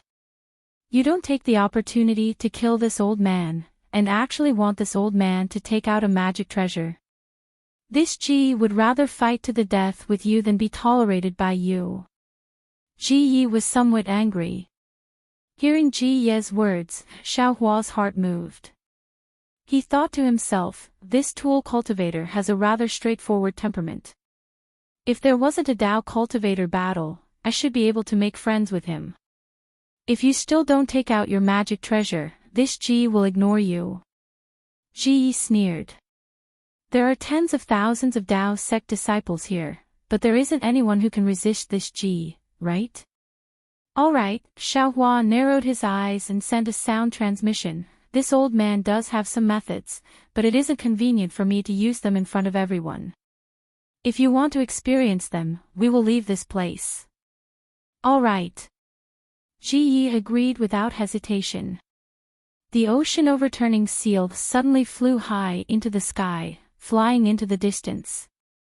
You all will continue as before. Ignore I. Xiao Hua coldly said to Kenshin and the others. If anyone dares to chase after me, this old man will take their life. Immediately after, Xiao Hua's body surged with thunder as he chased after the ocean-overturning seal. Continue as before. Kenshin and the others didn't know whether to laugh or cry. Continue the fierce battle as before. Before Xiao Hua and Ji Yi arrived, tens of thousands of people had already died on the two battlefields. The ground was littered with broken limbs and blood. When the two experts appeared, although they were just confronting each other in the beginning, their intimidating aura had already affected the situation of the battle. Everyone's attacks were already somewhat sluggish. Of course, there were thousands of people who died in the process. When the two experts fought beautifully, how could the tens of thousands of people still have the mood to fight? Although they didn't clearly separate from each other, they only focused on protecting themselves and focused on the fight between the experts. At this moment, the two experts left and went to play on their own, leaving the tens of thousands of people as before, who would still have the mood to fight. Whether it was sword cultivators or Dao cultivators, their morale was completely gone. Forget it. Mingyu activated her magic treasure, Mingyu, and said to Ruoxi, you and I will withdraw our disciples and wait for the outcome of the two seniors. If senior brother of the Imperial Thunder sect wins, all of you will withdraw from the Seven Extremes Ridge. Alright, if senior brother Ji Yi wins, all of you will also withdraw from the Sky Patrol City. Ruoxi gritted her teeth and replied. After saying that, Mingyu glanced at Kenshin.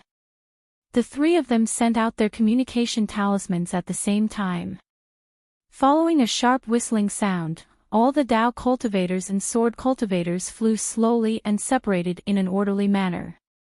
Don't touch the corpses of both sides' disciples for the time being. Wait until the outcome of the battle is determined. Kenshin shouted again. Alright, Ruoxi understood that this order was obviously beneficial to her. Without hesitation, she passed down the order. Fairy Hongxia returned to her team. Guyu also flew to the left side of the beginning of spring. Everyone was eagerly waiting, looking at the direction where Xiaohua and Ji disappeared. As for Xiaohua, while chasing Ji, he released his Buddhist awareness. When he saw that both sides had stopped fighting, it was exactly as he expected.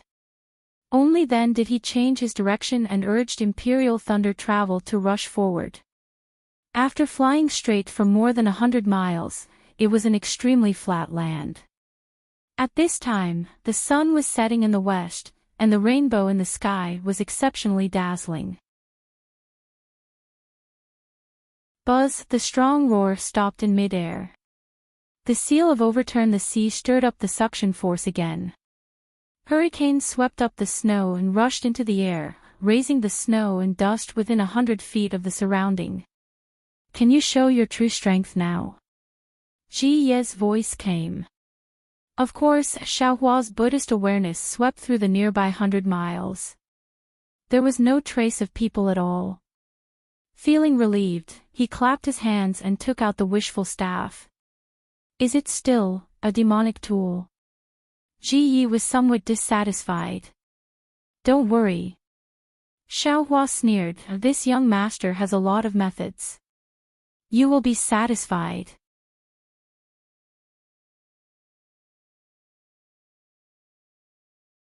Chapter 25:10. Good. Then this old man will have no regrets even if he dies. Ji Yi said. Ha! What does that mean? Xiaohua felt a little strange. Isn't this too discouraging? Moreover, the same words were said twice. Buzz! The seal of turning the sea roared again, and the power of imprisonment that filled the space with a huge force smashed towards Xiaohua. Come, come, come. Xiaohua held the staff in his hand and his heart was set. The lightning around his body flashed out, and now it reached a few feet. He was really like a god. Boom, the staff waved, and the spiritual energy of heaven and earth that was disturbed by the seal of turning the sea became even more chaotic. After the brilliance of the seal of turning the sea was scattered by the lightning, the staff effortlessly annihilated the brilliance of the seal of turning the sea again. Countless cracks appeared and disappeared in the space, setting off a wave of air that soared to the sky. This time, Xiaohua's figure was sent flying again, but he was in a much better condition. The heavenly staff technique had already eliminated this bit of weakness. As a result, the wishful steel staff and the seal of turning the sea clashed for hundreds of rounds. As the seal of turning the sea flew, and as Xiaohua flashed and moved, they really fought from the ground to the sky, and then from the sky to the ground. The seal of turning the sea was so hard, and the power of imprisonment and the weight of the seal of turning the sea were so great.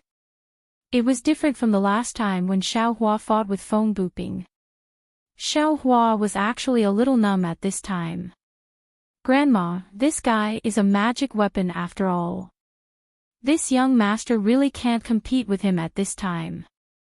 Xiaohua shook his sore thumb and secretly thought. Forget it. Xiaohua shook his hand and the staff returned to the space. This young master doesn't need to use his weakness to overcome the enemy's strength. This young master has a way. While speaking, Xiaohua took out the sword pouch. Go! As Xiaohua pinched the sword, the 7 flying swords rushed out and surrounded the seal of turning the sea. The power of the 7 stars array suppressed the seal of turning the sea. You are not nameless. You are the terrifying phoenix. Ji Ye's voice came out, full of horror. Not bad. Xiaohua's body faintly circulated with magic power. His body gradually expanded and his appearance returned to its original state. This young master is the terrifying phoenix. Good. That's why I've never heard of such a powerful cultivator from the Imperial Thunder sect. Although Ji Yi applauded, his voice was still cold. However, this Ji still doesn't know your name. Xiaohua slightly narrowed his eyes, hesitated for a moment, and said in a low voice. All right, this Ji understands. Even if I have to sacrifice my body, I will have no regrets in this battle. As Ji spoke, the light around his body became even brighter, and the faint roar of a dragon could be heard from his head. Seal. Seeing this, Xiaohua hurriedly activated the 7 stars sword formation. The 7 illusory swords caught the formation and surged towards the overturning sea seal. Wang, wang, wang, the seal of turning the sea slowly rotated, resisting the power of the formation with difficulty. Damn it, although the flying swords of the illusory swordsmen are powerful, they are not controlled by 7 illusory swordsmen. But this young master is controlling them through the sword pouch, so their power is too weak. Thinking back to that day, they were able to seal this young master, but when they were trying to seal that bastardly Qingshu, they were actually shattered by his nascent soul hand. And now, they can't even fight against the seal of turning the sea. The hand of a nascent soul. That's right, this young master also has a refined talisman, right? Although it is not the hand of a nascent soul, if this young master uses it, it might not be inferior to a nascent soul hand. Thinking of this, Xiaohua suddenly remembered the half-talisman he obtained when he killed Qian Yuhua in the Eastern Ridge Herb Garden. He had never used that thing before, but now he could take it out and use it. While thinking, Xiaohua controlled the 7 stars great formation. He took out the damaged talisman and temporarily placed it in his bosom. Sure enough, it was as Xiaohua thought. Although the 7 stars great formation was powerful, it was beyond his ability to control it through the sword pouch.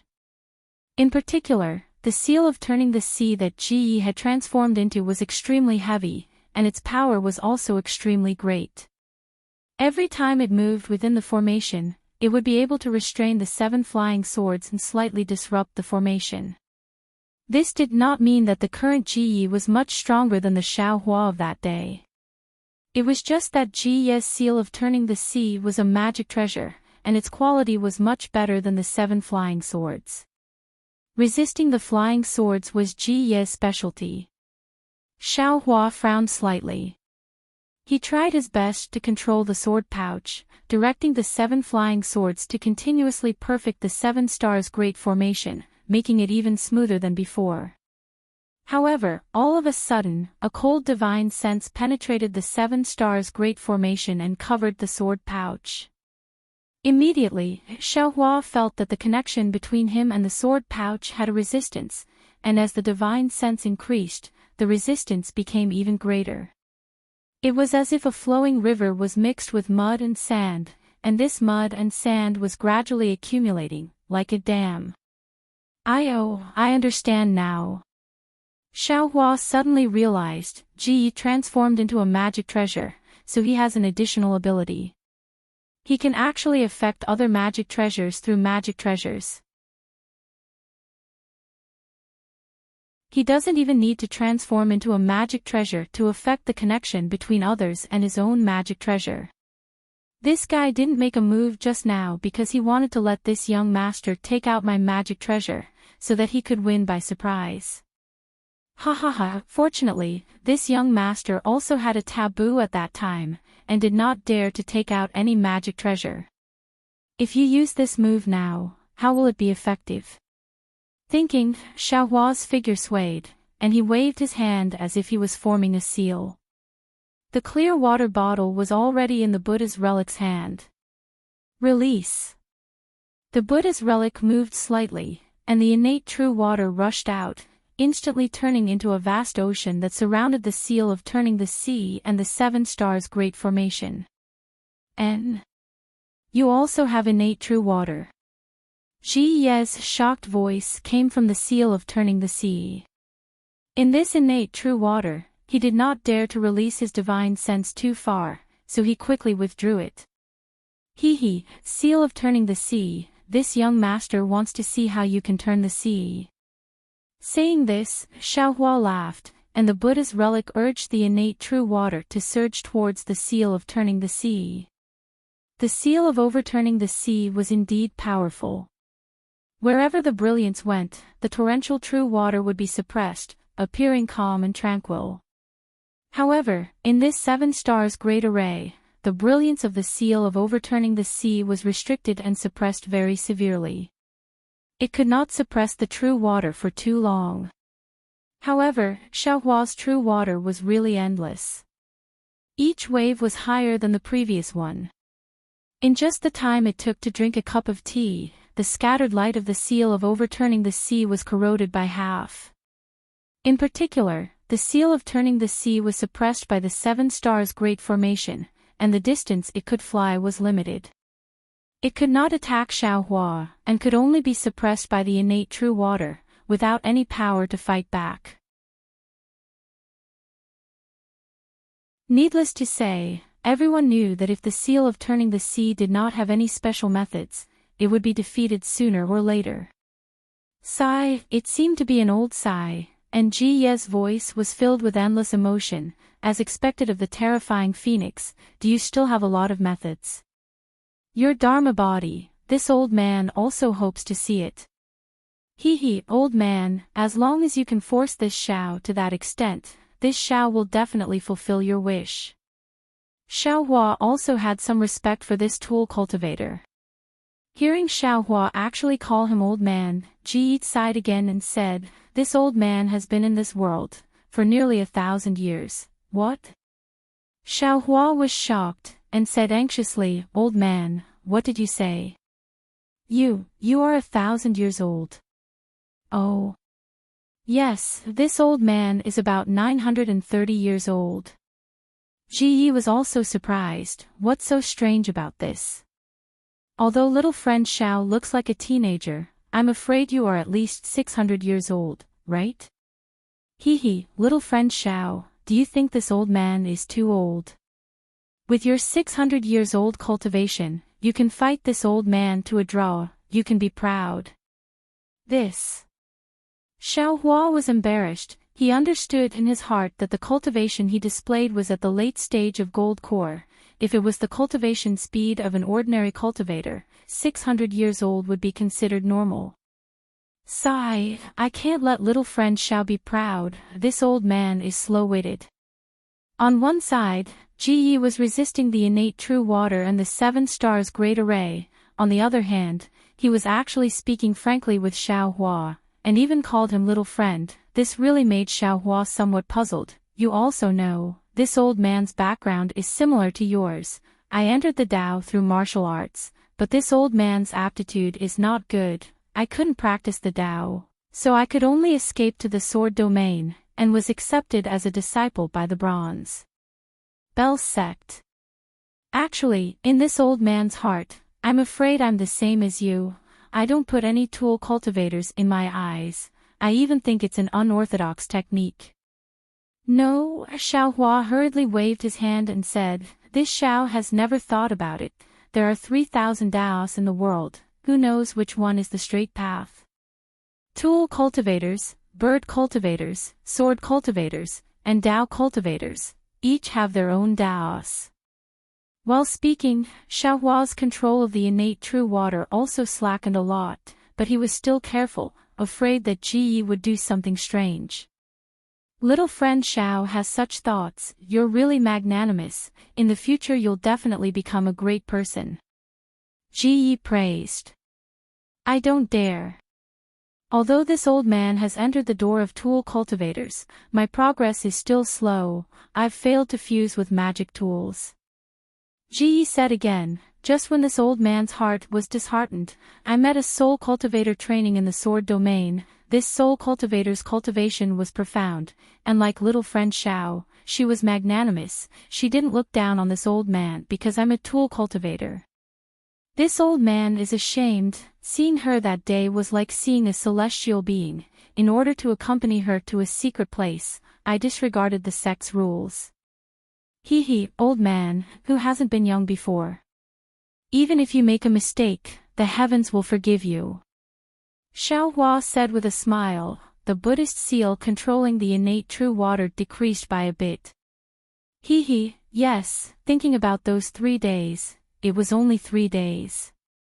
It made this old man think back 1,000 years. Ji also said with a smile, this old man clearly remembers that her name was Ziyen. An elegant, gentle name, just like the purple jasmine flower in the sword tomb, with an earth-shattering splendor, but restrained divine splendor, not arrogant at all. Ziyen. Ziyi. Xiaohua was stunned. Why are they both surnamed Zi? Could it be that Ziyi is a soul cultivator?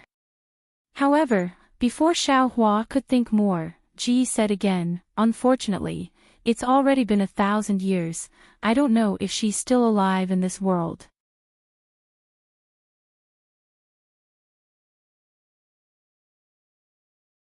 Chapter 25:11. Old Master Ji. Xiaohua said with a smile, I don't know much about soul cultivation techniques, but if the cultivators of my Dao sect can cultivate to the nascent soul stage, their lifespan can reach 2,000 years. Besides, you've lived for nearly 1,000 years. How can he not have a reason? That's true, but how many people actually have such an opportunity? Ji Ye's voice rang out from within the seal of the ocean. The reason why I was able to live for so long was because of this seal of the ocean. My primordial spirit gradually fused with the seal of the ocean, and my body fused with it. Naturally, my lifespan was extended. If I had cultivated a Taoist art, I probably would have been reduced to a pile of bones long ago. Speaking of the sea overturning seal, it was also Ziyan's fortuitous encounter. In front of the secret plane, Ziyan encountered a Tai by sect cultivator. The two of them fought, and the Tai by sect cultivator was the one with the sea overturning seal. However, Ziyan was slightly inferior to that cultivator and had almost died in that cultivator's hands. When this old man saw this, my blood boiled, and I didn't care about anything else. I rushed forward and used my body to shield Ziyan. I only wanted to die for her. Good. Xiaohua couldn't help but cry out, giving a thumbs up and praising. Unfortunately, this old man was wrong. Ji Ye's voice rang out. What was this old man's cultivation at that time? How could he possibly block the sea overturning seal for Ziyan? Everything was just Ziyan's plan to lure the enemy. This old man is just imagining things. Old master, your block is not bad. You finally have an opportunity. Hearing Ji mention the seal of turning the sea, how could Xiaohua not know that there was something fishy about it? He smiled and said. And that is indeed the case. Ji didn't deny it. If it wasn't for this old master blocking that attack and sustaining heavy injuries, I wouldn't have been able to escape. Not only will this seal not fall into this old man's hands, this old man will also not be able to obtain a secret technique of soul cultivation. Oh. Xiaohua nodded slightly. In fact, it's a secret technique that fuses the primordial spirit with the magical equipment. Ji didn't hide anything and said, that day, when Ziyan taught me the seal of overturning the sea and the secret technique, she clearly said that my aptitude was too poor and my primordial spirit was too weak. I couldn't cultivate at all, not even as an artifact cultivator. If you force yourself to cultivate, in the end, your primordial spirit will definitely dissipate into the magic treasure, and your body will become the body. Ah. Old man, you are. Xiaohua suddenly understood and hurriedly stopped the activation of the Xiantian true water. After telling Ji Yi about this, Xiaohua's killing intent also decreased a lot. Little friend Xiao is indeed a kind person. Ji Yi smiled and said, however, it's all too late. Earlier, this old man was a bit hesitant. After all, this old man has already fused with the seal of ocean overturning for 1,000 years. The seal of ocean overturning's coldness is constantly attacking this old man's primordial spirit. If this old man were to fight with you, I'm afraid that my primordial spirit would have already reached the end of dissipation. The old man has always said, even if I die, I have no regrets. That's what he means, right? Xiaohua couldn't help but sigh. That's right, to be able to fight a magnanimous cultivator like little friend Xiao, it is indeed this old man's wish. Ji continued, this old man fused his body into an artifact to fight against the heavens, to fight against humans, right? If I can't fight, why did I make that choice 1,000 years ago? Since this old man has chosen this path, I will definitely walk it to the end without any hesitation. Yes, this little one understands. Xiaohua was filled with deep veneration towards Ji Yi. This little one will definitely fulfill the old man's wish. I'm afraid that in another hour, this old man's primordial spirit will dissipate. Before this old man died, I had some regrets. After saying so much, I only hope that someone in this world can understand some of this old man's thoughts. Even if I'm an artifact cultivator, a beast cultivator, even if I'm an unorthodox cultivator in the eyes of you Dao cultivators, behind everyone's back is a sad story, behind everyone's back is the blood and sweat of struggle.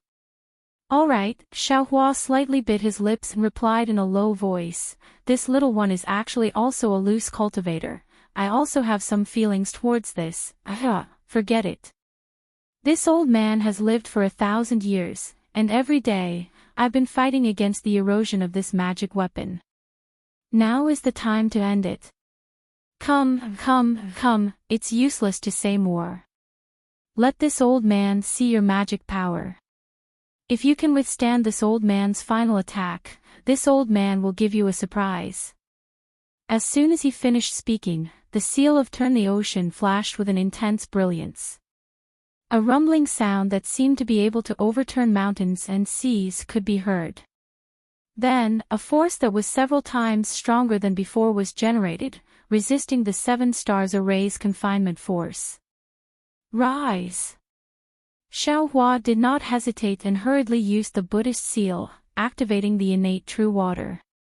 On one hand, he corroded and suppressed the brilliance of the seal of Turning the Sea, and on the other hand, he tried his best to stabilize the 7 stars great array. Seeing that the waves were several times stronger than before, Xiaohua waved his hand, holding the wishful staff in his hand, and entered the 7 stars great array, smashing towards the seal of Turning the Sea. Xiaohua understood that the best way now was to use all his means to fight against the seal of Turning the Sea and send Ji Yi on his way. Boom, boom, boom. Xiaohua waved the wishful staff casually, and every time it touched the brilliance of the seal of Turning the Sea, it made a roaring sound. Although the seal of Turning the Sea trembled slightly each time, it always stood tall and strong, like a cornerstone. Tisk, tisk, Xiaohua sighed with emotion, this kind of magic treasure can truly display the power of a magic treasure. It's a pity that I can't try this secret technique. Even if I get this seal of Turning the Sea, I'm afraid it won't have such power. Just as he was thinking, Xiaohua became alert again. Previously, Ji Yi withdrew his divine sense because he was afraid of being corroded by the innate true water, but now, he sent it out again, through the 7 stars great array and the innate true water to cover the sword pouch. He wanted to use the sword pouch to destroy the 7 stars great array. Hee. The corners of Xiaohua's mouth curled into a smile as he took out the soul-absorbing bell and the toad. His soul thread swayed, and with a loud dang, the ice-cold divine sense abruptly withdrew as if it was bitten by a venomous snake.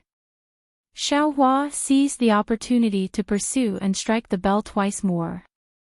Contrary to Xiaohua's expectations, the divine sense retracted, but the brilliance of the seal of Turning the Sea became even more brilliant. In fact, as the sealing power of the seal of Turning the Sea increased, the 7 stars great array faintly showed signs of losing control. Roar! Suddenly, there was a loud rumble. The innate true water was knocked dozens of meters away by the seal of turning the sea. The entire 7 stars great array also lost control in an instant. The seal of turning the sea gained its freedom and circled in the air for a bit before flying off into the distance. Not good. Seeing that the seal of turning the sea was about to leave and that Ji Ye's voice didn't come, Xiaohua immediately understood. Ji Ye's primordial spirit had most likely disappeared. Although he said there was still some time, it was only because of his powerful attack and the use of the soul armament that it collapsed a step earlier. And that last attack just now should be Ji Ye's final move. Where do you think you're going? Xiaohua flew up and slapped his hand, taking out the giant hand talisman. Under the urging of his magic power, the magic power around Xiaohua's body was instantly sucked into the talisman. Wang, with a loud rumble, a giant hand of several meters in size appeared in the air. And the spiritual energy of heaven and earth within 100 meters of the area also swarmed over and fused into the giant hand. You can stay here. Xiaohua formed a hand seal. The giant hand scooped up in the air and a powerful force firmly covered the seal of turning the sea. The seal of turning the sea that originally flew dozens of meters away was like an eagle spreading its wings. Although it let out a buzzing sound, it still couldn't move even half a foot. Immediately, Xiaohua urged the giant hand. That giant hand slowly closed, wanting to grab the seal of turning the sea. Woo! The seal of turning the sea suddenly shrank and rushed towards the giant hand. With a loud rumble, the seal of turning the sea actually smashed into the giant hand. Not good. Xiaohua said to himself. The giant hand talisman was originally damaged, how could it withstand the full power of the seal of turning the sea? However, Xiaohua didn't panic. He urged the innate true water to quickly wrap around the giant hand. The 7 stars great formation also rushed outside the innate true water. With another loud rumble, the seal of turning the sea indeed broke free from the giant hand's control. Following that, the giant hand turned into another talisman and floated down, while the seal of turning the sea itself rushed into the innate true water. This young master wants to see where you can run.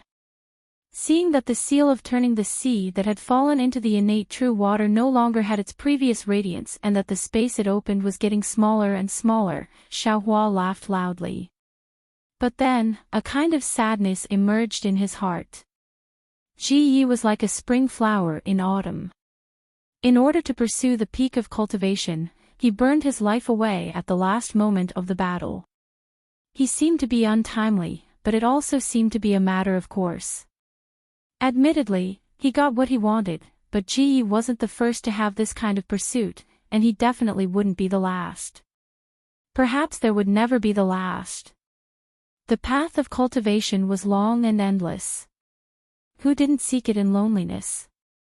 This kind of opponent was worthy of respect and was hard to meet, but at the same time, he could also be kept in his heart. Xiaohua's heart was filled with sorrow. He waved his hands, and countless thick heavenly lightning fell from the sky and landed on the seal of turning the sea. It was as if only this kind of sacred heavenly lightning could represent Xiaohua's respect for Ji Yi. Sure enough, following the baptism of the heavenly lightning, the seal of turning the sea's radiance became smaller and smaller.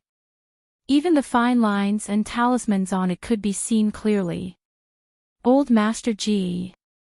Xiaohua stared at the seal of turning the sea and said in a low voice, although you are arrogant and think that this kid's cultivation is only at the late gold core stage, you are still wrong.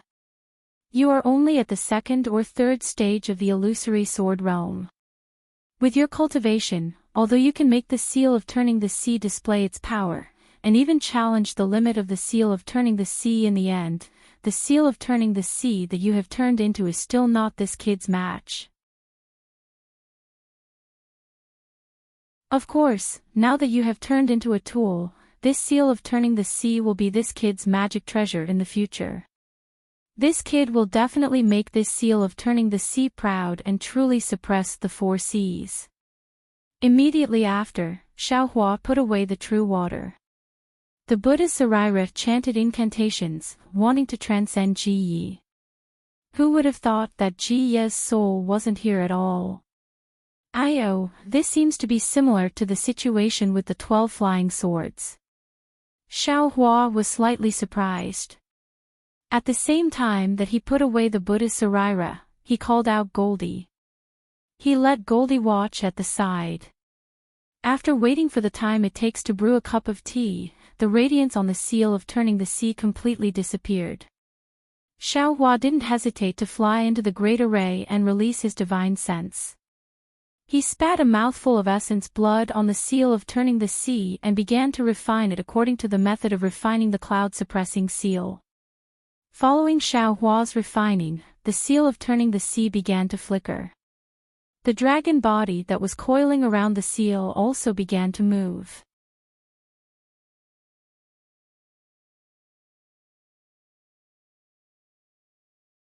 Chapter 25:12. After the yellow light flickered and flickered several times, a strand of divine sense rushed into Xiaohua's mind from the seal of turning sea. Oh! Xiaohua was startled. He was about to activate God guidance, but he sensed that this was a weak remnant thought. He hurriedly wrapped it with his divine sense, and the information inside was projected into Xiaohua's mind. This is the surprise old Master Ji was talking about. After a while, Xiaohua frowned, and his expression was indescribable. Return. Xiaohua pointed his finger, and the seal of turning sea slowly shrunk, turning into a palm-sized seal and falling into his hand. Looking at this intact magic treasure, Xiaohua sighed with emotion. This seemed to be the first intact magic treasure he had obtained. Unfortunately, today's movement was too big. Tens of thousands of swordsmen and cultivators witnessed it. Won't this young master's heroic appearance spread throughout Sky Patrol City in the future? This seal of turning sea can't be used. Xiaohua thought smugly. Then, Xiaohua suddenly exclaimed, "Loss, loss. Old Master Ji, where's your storage pouch? Why didn't I see it?" Ji turned into a tool, and all his things disappeared. Where did his storage pouch go? Could it be that he didn't bring it when he came out? Thinking about it, Xiaohua really couldn't be sure whether he saw Ji Ye's storage pouch or not. Forget it. Presumably, the old man knew that he didn't have much time left, so he left everything to his disciples and grand-disciples. Xiaohua put away the seal of turning sea, the sword pouch and 7 flying swords, and jumped into the sky, flying towards the 7 Extremes Ridge. When he arrived at the battlefield, Xiaohua still turned into Wu Ming, and the cultivators all cheered when they saw Xiaohua return. And Ruoxi looked like a funeral. Kansheng was naturally the first to come up, and he bowed. Kansheng of Canlei Palace greets Senior Marshal Brother Wu Ming. May I know which disciple's master is Senior Marshal Brother Wu Ming?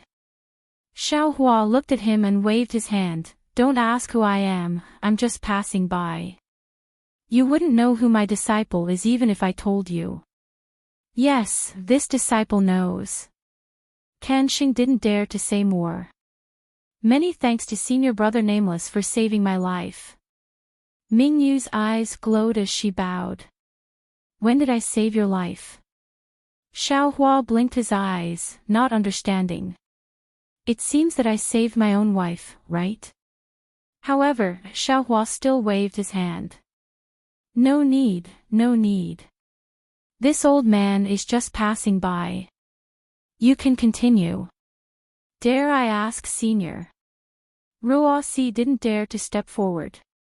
She bowed and asked, Senior Apprentice Brother Ji Yi, this old man has returned. Where do you think Ji Yi went? Xiaohua didn't answer. Instead, he said, although some people have gone, they still live in this world. Just like some people who didn't go, they might not live in this world. Ruoxi was confused, but she understood Ji Ye's fate, thinking about Ji Yi and Yunbai, she couldn't help but feel sad. Senior Marshal Brother, we've already come to an agreement. Now that Senior Brother has returned, I hope that Senior Brother can make the decision. Should we let the sword cultivators of the Seven Extremes Ridge leave? Kanshing cupped his hands and asked. Let's do as you've already agreed. Xiaohua waved his hand.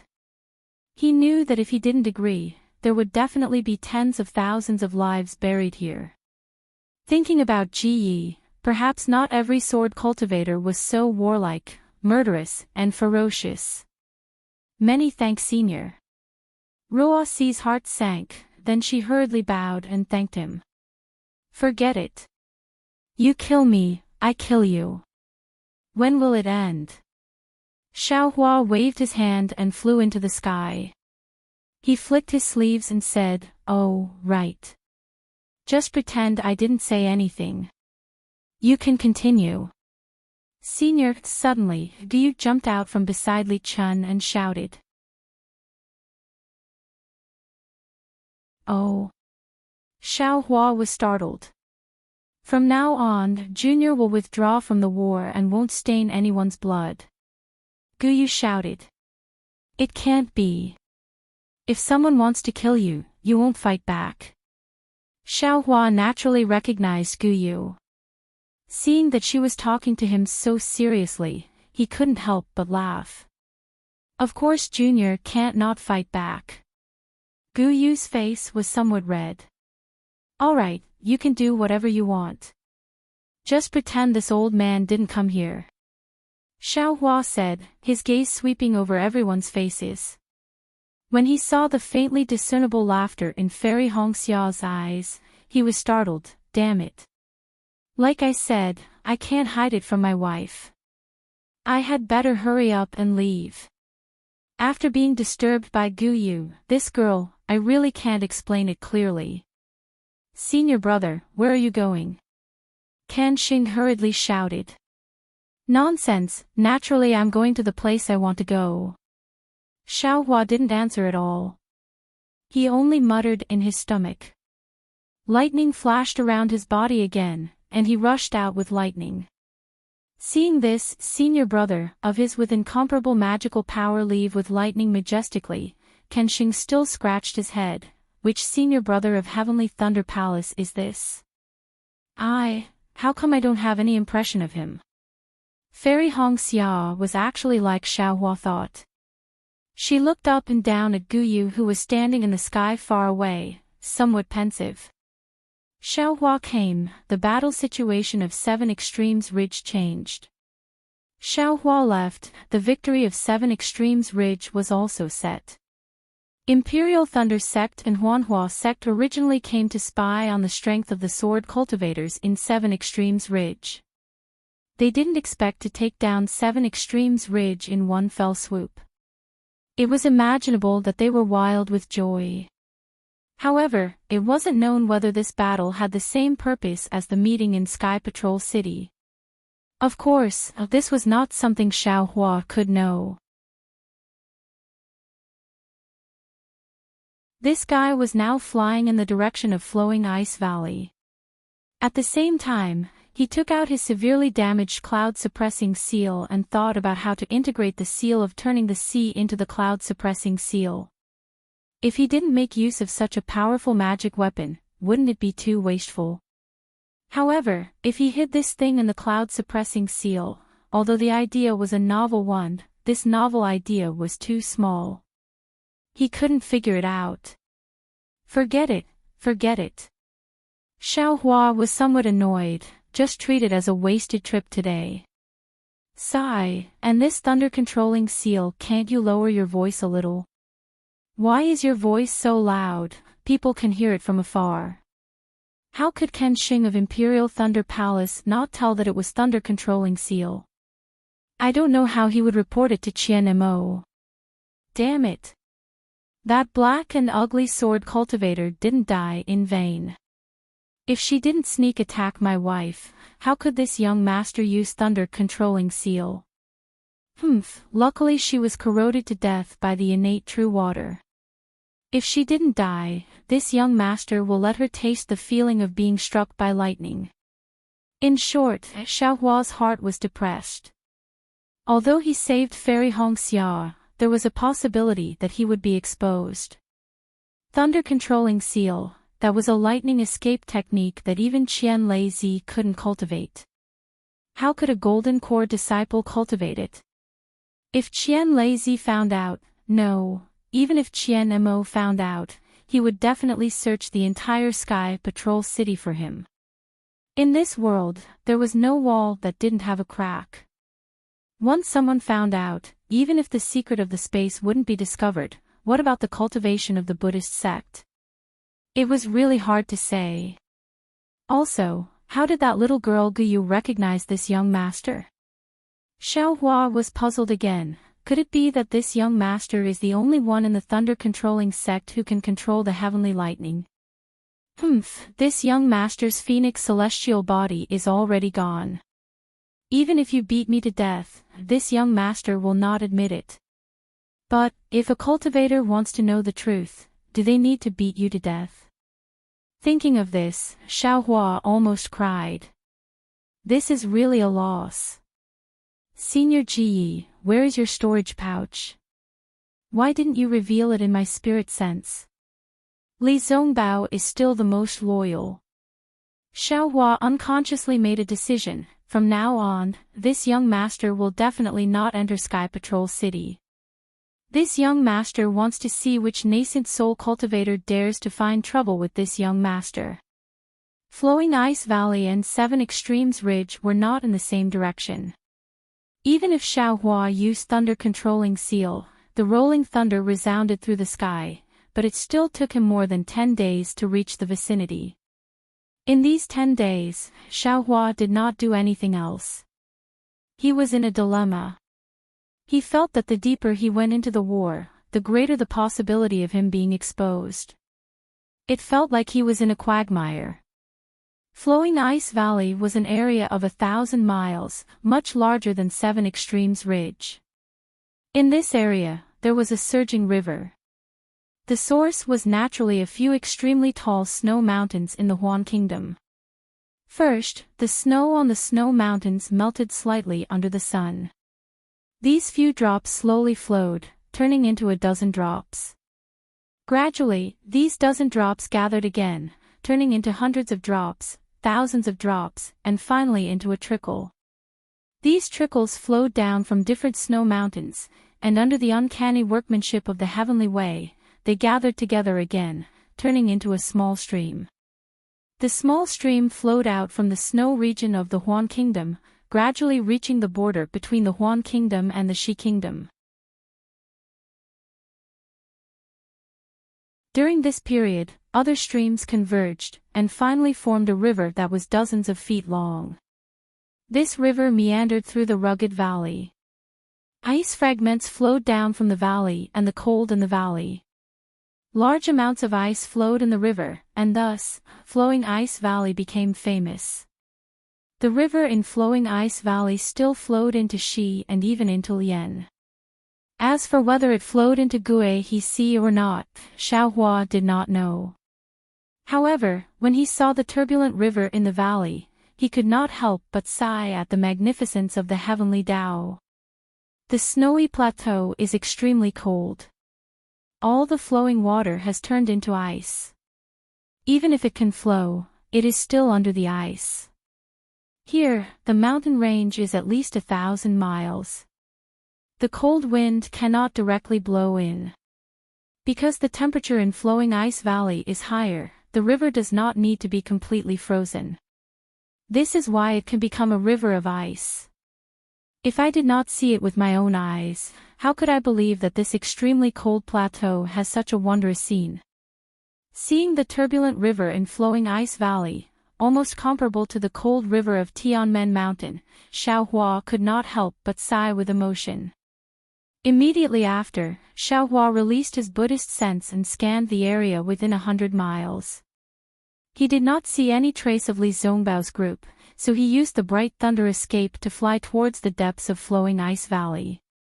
He also took out his token to constantly check the situation inside. After flying for another hour, he saw that he had reached the depths of Flowing Ice Valley. The temperature was a bit warmer, and the ice in the river had decreased. Moreover, the river path was even more steep. The river water rumbled, but there was still no trace of Li Zhongbao's group.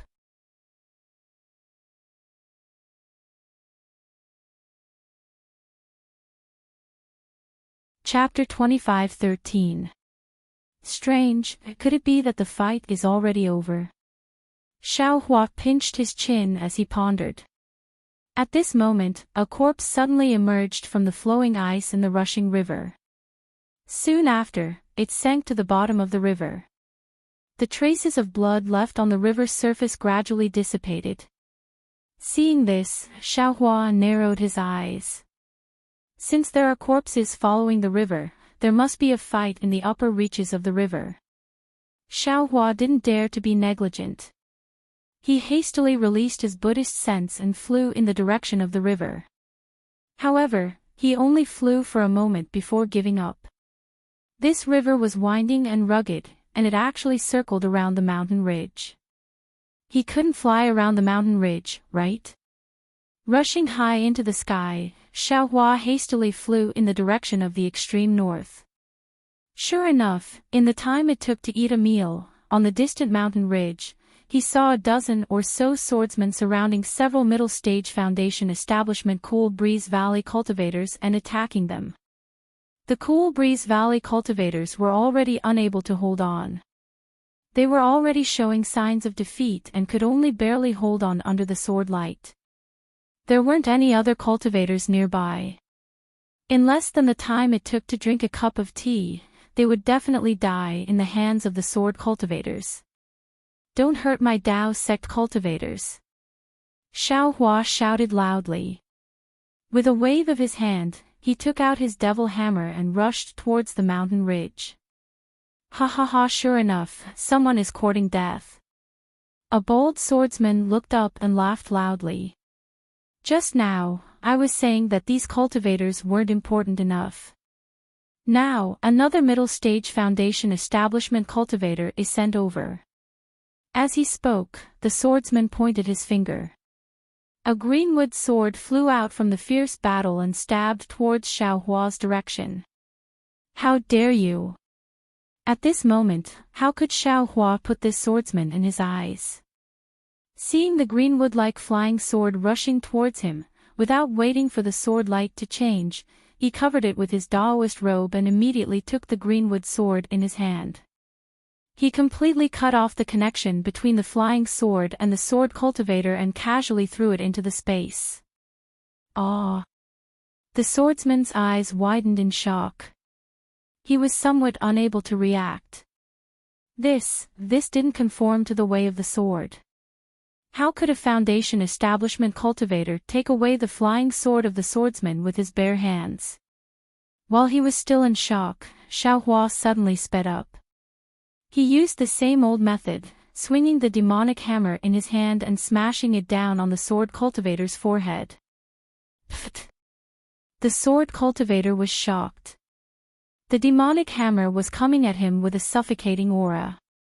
The sharp sound of the wind was extremely ear-piercing. Without hesitation, he spat out his intrinsic dagger. He wanted to block the demonic hammer, but he quickly retreated. It was exactly the same as when Xiao Hua killed a sword cultivator in the past. With a dang sound, the flying sword was cleverly smashed by Xiao Hua on the sword's spine, and was shot down. As deep cracks appeared on the surface of the sword, the swordsman's primordial spirit was severely injured and he was extremely dispirited. Following that, there was another pu sound as the demonic hammer smashed into the sword cultivator's forehead without exception. Following that, the sword cultivator's corpse fell into the river. Strangely, the corpse didn't float, but sank directly into the river. Hiss! Xiao Hua smoothly killed the swordsman like flowing ice in the river. The swordsmen who were watching the show as usual felt their hearts tremble. At the same time, Xiaohua clapped his hand again and took out the soul-sucking bell on the toad. With a loud dang sound, among the dozen or so sword cultivators, 4 of them immediately lost consciousness. The other 10 or so swordsmen swayed slightly and frowned. They weren't affected by the soul-sucking bell. Be careful. This cultivator actually has a soul tool. One of the swordsmen, who looked old, hastily shouted. Don't worry. We've been fighting soul cultivators in Shuiyu Mountain for so many years, how could we not know? Another 6th-rank swordsman shouted. He pointed his finger, and an azure sword light rushed out and stabbed at Xiaohua. Similarly, another 2 6th-rank swordsmen urged on their flying swords and stabbed at Xiaohua at the same time. Oh? These swordsmen aren't affected by the soul-sucking bell. Xiaohua was slightly surprised, but when he heard the swordsman's words, he instantly understood. These 5th and 6th-rank swordsmen must have fought soul cultivators before. They were similar to the swordsmen Xiaohua had met before. Either they had a secret technique, or they had a soul tool to protect them. As the war continues, the sword cultivators we meet are becoming more and more powerful. Xiaohua was silent. He put the soul-sucking bell into his space, and with a wave of his hand, the universe in the sleeve technique came out one after another. The swift and fierce flying swords of the 3 swordsmen were immediately trapped by a strong sealing force. Before they could urge on their sword energy, Xiaohua put their flying swords into his storage bag. Hurry up and leave. This cultivator's secret technique is powerful. The old swordsman who had warned Xiaohua just now had been paying attention to this place. Seeing Xiaohua easily put away the flying swords of the 3 swordsmen, he was already alarmed. Without the slightest hesitation, he shouted loudly. Completely ignoring the several Cool Breeze Valley cultivators, he stepped on his flying sword and rushed over, bringing 2 of the swordsmen with him into the blue sky.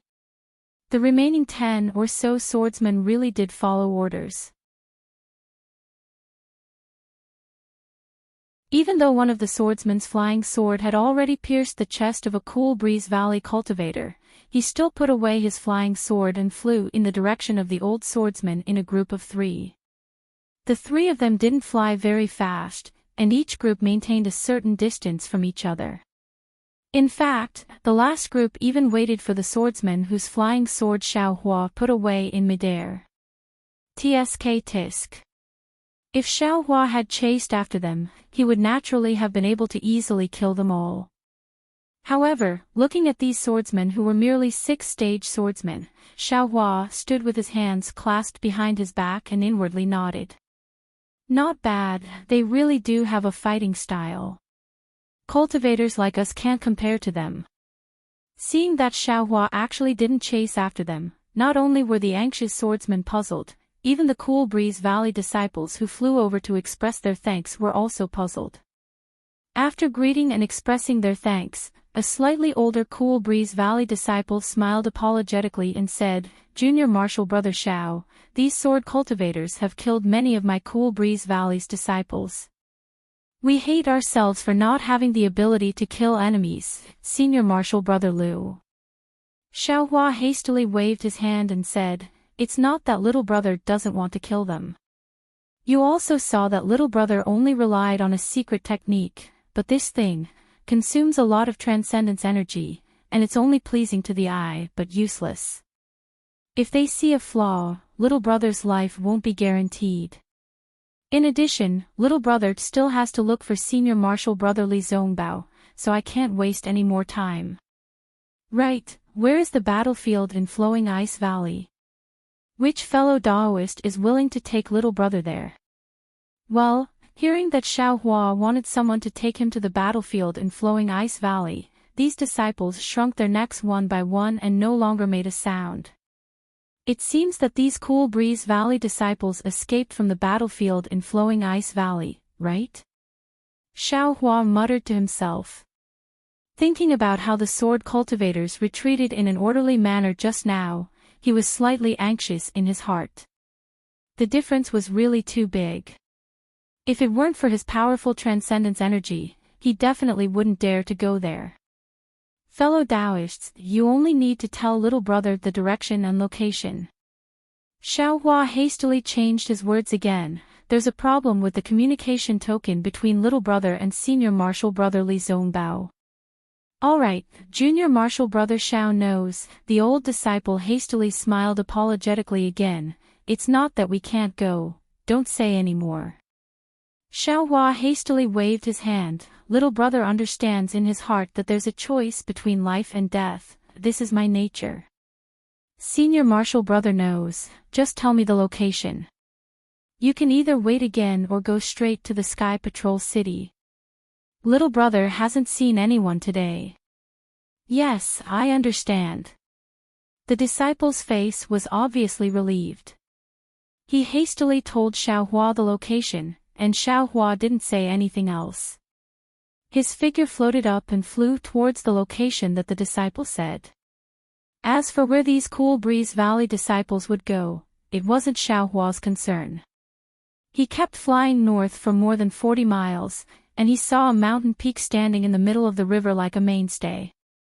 All the flowing ice that rushed to this place was blocked by this mountain peak and shattered. Then, the river water was divided into two halves. One half was slightly cool and slightly oval, while the other half was slightly turbid and slightly wavy. Xiaohua flew to the turbid area, and with a sweep of his divine sense, his hands formed a water-repelling seal, and his figure rushed straight into the river water. He plunged straight into the river water for more than 10 feet, and he saw that there were more than 10 holes in the mountain peak. Xiaohua picked one up and rushed into it. Naturally, there was river water in the cave, but the cave was very long. After flying along the cave for the time it took to drink a cup of tea, his eyes suddenly opened up. The river water had disappeared, and what appeared in front of Xiaohua was an endless karst cave. Hiss! Xiaohua stood in the air, and he couldn't help but suck in a breath of cold air. The karst cave was filled with the smell of blood, and the ground was covered with corpses. The stone walls, the ground, and everywhere else were covered in dirty blood. However, when Xiaohua released his divine sense and Buddhist sense, he found that they were limited by the special stone walls of this place, and couldn't go very far. AI. This flowing ice valley is so difficult to enter, and it's really a case of one man holding back 10,000 men. The cultivators of my Tao sect were able to enter, and they suffered heavy casualties.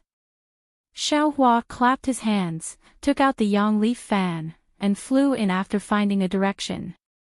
It seemed that the battle in Flowing Ice Valley had come to an end. Although there were some swordsmen and cultivators who survived, Xiaohua didn't care. He passed through one karst cave after another, and flew towards the innermost part of the spirit stone vein.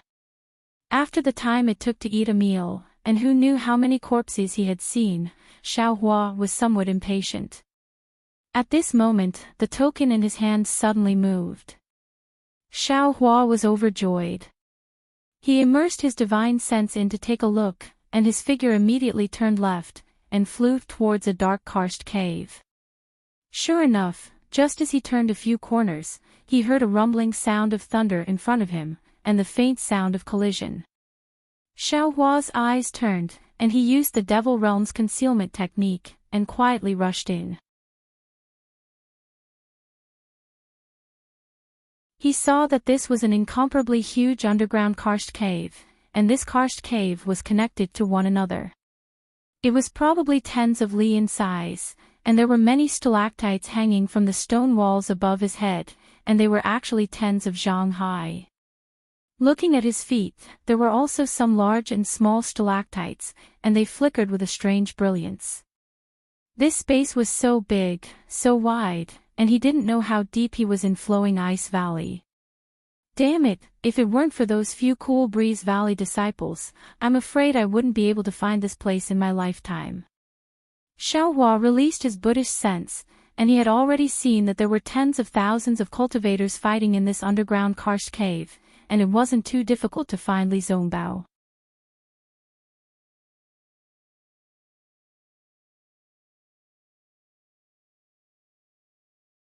Chapter 25:14.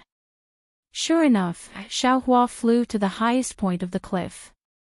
Just as he flew a few miles, he heard a familiar voice shouting, "Don't go, eat my whip." Damn it! Xiaohua swept with his Buddhist awareness and immediately recognized Li Zongbao, who was holding the piercing immortal whip in his hand. That dazzling yellow piercing immortal whip streaked across the sky like a golden dragon and rushed into the flying sword of a drawing swordsman.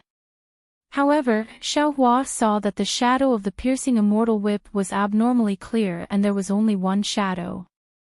He knew that Li Zongbao's magic power should be almost exhausted. Just as he expected, Li Zongbao's opponent was a tall and fat middle-aged swordsman. Just his figure alone was 2 times bigger than Li Zongbao. Seeing the piercing immortal whip coming, the fat swordsman's face showed disdain. The sword in his hand changed slightly. The shadow of the sword changed instantly and turned into a huge solid ice, blocking the piercing immortal whip. Poof! The piercing immortal whip rushed into the solid ice, shattering the sword light in the middle. Moreover, as Li Zongbao formed another seal, the piercing immortal whip violently swung, as if it wanted to crush the shadow of the sword. Who would have thought that the solid ice would also let out a sword cry at the same time? All the sword lights were like flowing ice in Flowing Ice Valley, wrapping around the piercing immortal whip in an instant. The sword lights pierced into the shadow of the whip and the yellow brilliance drilled in. Explode! Li Zongbao's face flashed with a trace of redness. The seal in his hand changed again. The brilliance of the piercing immortal whip brightened, and all the brilliance seemed to leave the body. Following Li Zongbao's shout, it suddenly exploded. With a loud rumbling sound, all the sword lights turned into fireflies and scattered in all directions. The middle-aged swordsman's body shook violently. Obviously, his flying sword was damaged and he was seriously injured. However, he still gritted his teeth and formed another seal with all his might, wanting to take back his flying sword, but at this moment, a huge halo suddenly fell from the sky and wrapped around the swordsman's waist. The swordsman was shocked. He hurriedly jumped up and lowered his head. The small life sword in his mouth pierced towards the halo. However, he was still too slow. He saw a sawtooth shape suddenly appear on the circle of light. It spun rapidly and shrank rapidly. Before the swordsman's intrinsic sword could fly out, it immediately sliced the swordsman in half. The sword light on the swordsman's body flickered rapidly before he lost his life. Immediately after, a black shadow rushed over from a corner not far away and grabbed the swordsman's storage pouch. At the same time, the broken flying sword was also put into the storage pouch. Who else could it be but Xiao Mao? Xiao Mao was the one who had deftly turned the light ring into a universe ring. Xiao Mao stretched out his hand and snapped his fingers at Li Zongbao. Once again, he slipped into the darkness like a cat. At the same time, he activated the invisibility talisman and his entire body disappeared. Li Zongbao's expression did not change. He turned a deaf ear to Xiao Mao's signal. With a wave of his hand, the immortal piercing whip that had lost its luster fell into his hand. He reached into his storage pouch and took out a jade bottle. Without even looking, he poured out a few elixirs and swallowed them. After waiting for a while, Li Zongbao's face gradually returned to normal. He raised his eyes and looked around. There were no swordsmen within 100 feet of him. The closest ones were 2 disciples of the Middle Foundation Establishment stage and 2 disciples of the 3rd grade. Although it was a bit difficult, it was not dangerous. Sigh. Li Zongbao sighed inexplicably. Although he could still use his divine thoughts, he could not help but turn his head and look at the entrance of the karst cave. However, there was still a lot of fighting at the entrance of the karst cave.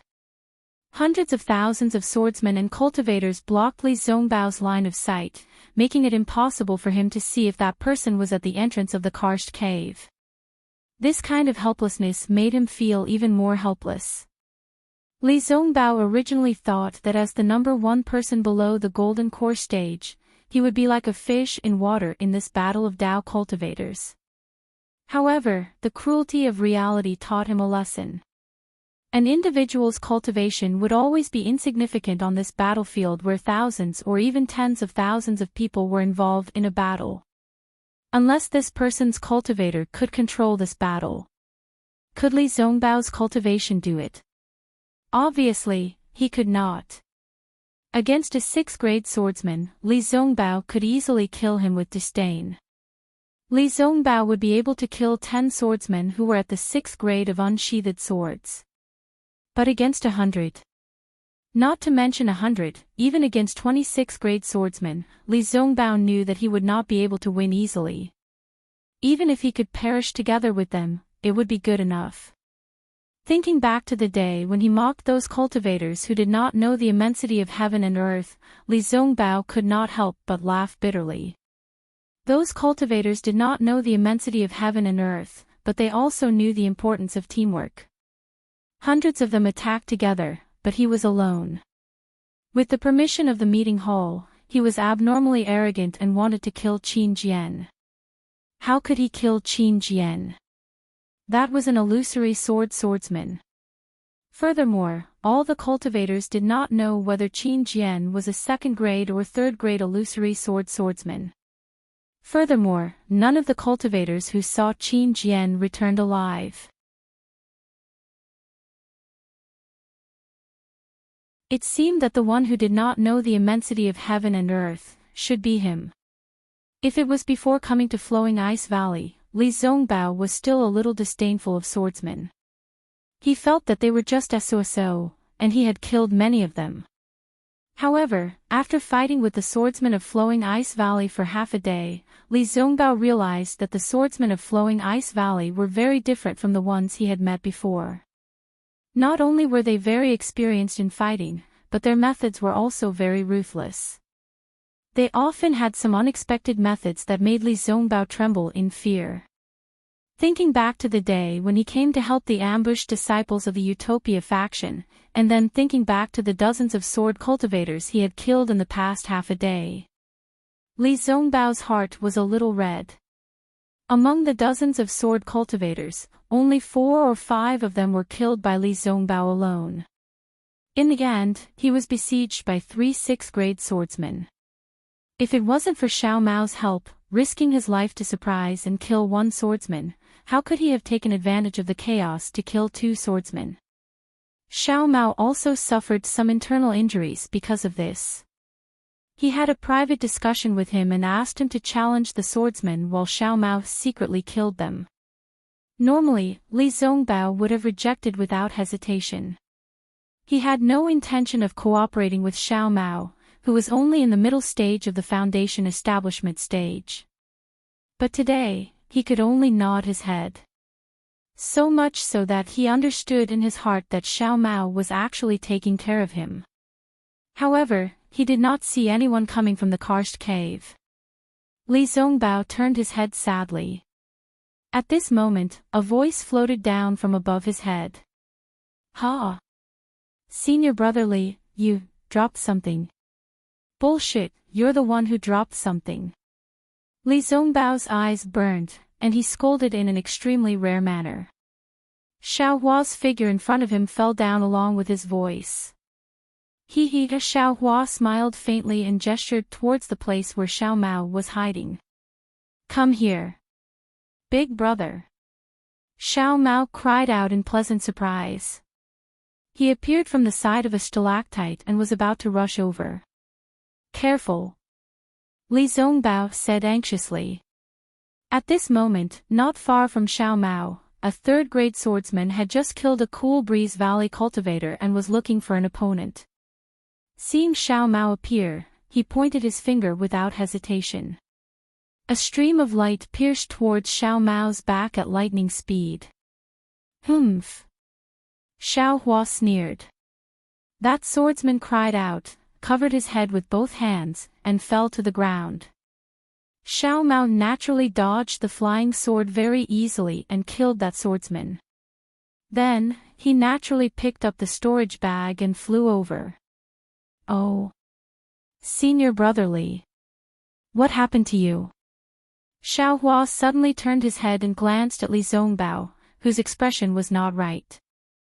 No. Nothing. Li Zongbao's face gradually turned cold. Just now, there was some backlash from my mental cultivation method. Xiao Hua's heart trembled, and he did not dare to ask more. Big brother, why did you only come now? Xiao Mao did not suffer any backlash from his mental cultivation method and asked happily. This is already fast enough. Xiao Hua did not know whether to laugh or cry. Do you know how far 7 Extremes Ridge is from here? I don't know. Xiao Mao answered honestly. How's 7 Extremes Ridge? Li Zongbao's tone was already indifferent.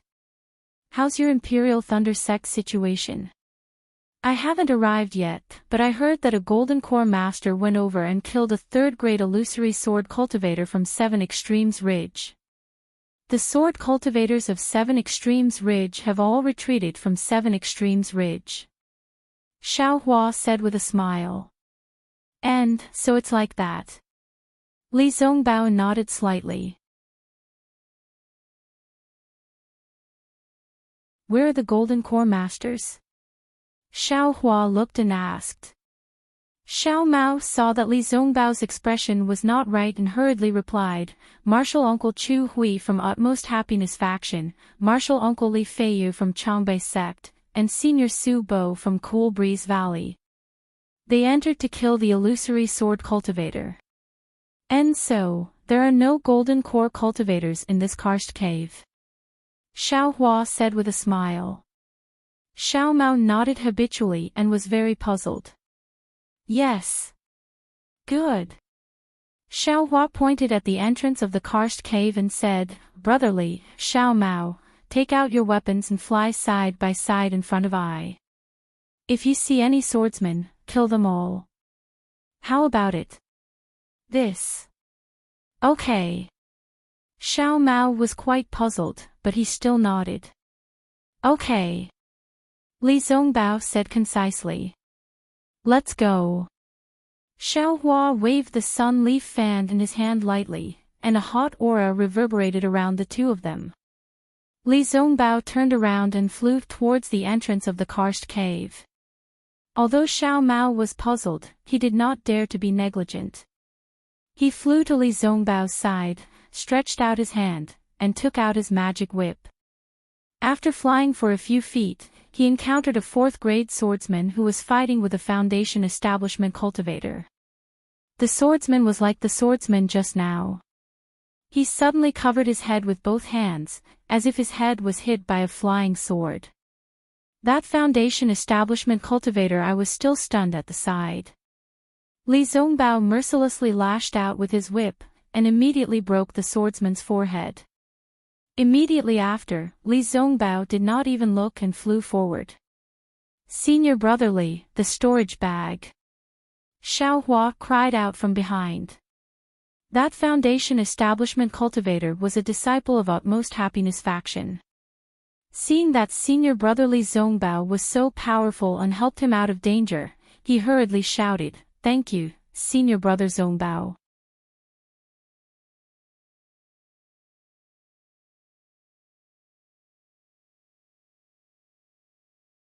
Chapter 25:16.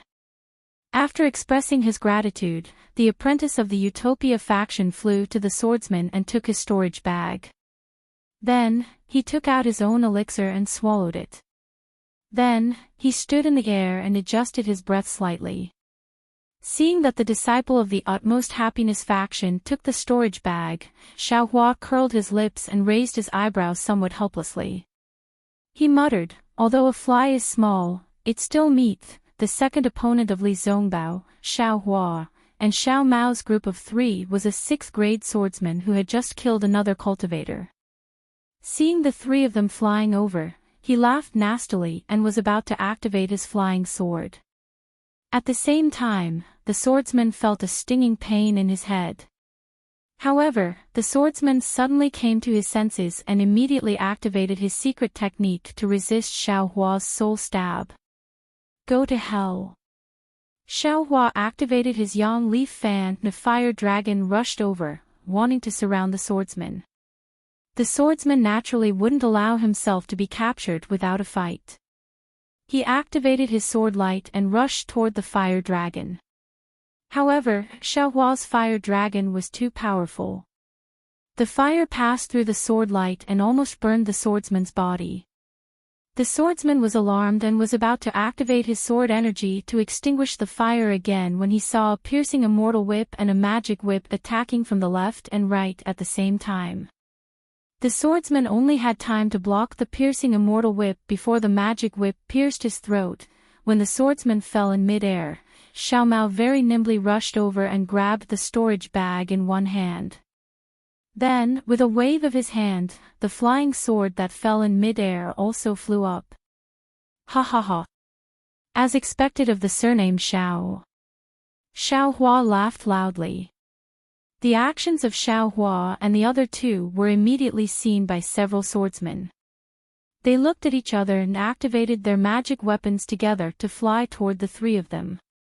The swordsmen were all 5th grade and 6th grade swords. Their flying swords were extremely sharp and the sword light was also of various colors and shapes. Some condensed into thin thorns, some condensed into raindrops. There was even a swordsman whose flying sword turned into the thickness of a pillar and stabbed toward the 3 of them from several directions. Li Zongbao took a deep breath as usual and was about to wave the piercing immortal whip again. At this time, Xiao Hua laughed in his ear and said, "Senior brotherly, don't be anxious." Immediately, Xiao Hua raised his hand and several inconspicuous yellow talismans flew out. "Big brother, are you sure?" Even though Xiao Mao had great trust in Xiao Hua, when he saw that Xiao Hua actually used a yellow talisman to defend against the enemy, he couldn't help but mutter in his heart. However, seeing the numerous yellow talismans gradually transform into a ball of fire, the spiritual chi of heaven and earth within a radius of several hundred feet actually surged into the ball of fire like a hurricane, and an indescribably terrifying aura was emitted from the ball of fire. Not to mention Xiao Mao, even the swordsmen were greatly shocked. Fortunately, one of the swordsmen came to his senses quickly and shouted, "Let's go." As he spoke, he was about to activate the flying sword that had already pierced into the fireball in preparation to escape. Rumble. No one had ever seen such a huge fireball talisman before. Like a blazing sun, it exploded beside several swordsmen. An incomparably hot flame rushed towards Xiao Mao and Li Zongbao, and the 2 of them were pushed back more than 10 feet by this flame. After the flame subsided, Li Zongbao and Xiao Mao looked at the place where they were just now. The previously arrogant flying swords had already been blown away, even if they were scattered in the distant stone wall. At this time, they could see that the quality of each flying sword was different. Some had many cracks, some had no brilliance, and the most miserable one had already been broken in 2. Looking at the several valiant and high-spirited swordsmen, they were now blown to a corner of the karst cave. The sword light on their bodies was slightly swaying, and their faces were pale from the lingering fear and the serious injuries of their primordial spirits. Kill! Li Zongbao and Xiao Mao shouted in unison, and each of them flew towards a swordsman. Xiao Hua waved his hand and took advantage of the eruption of fire spiritual energy from the fire talisman. A fire dragon rushed towards a cultivator, and he himself rushed towards another injured cultivator with the wishful steel staff in his hand. The sound of these fire talismans hidden under the yellow talismans was really loud. The residual sound of the explosion was like thunder rolling in the karst cave.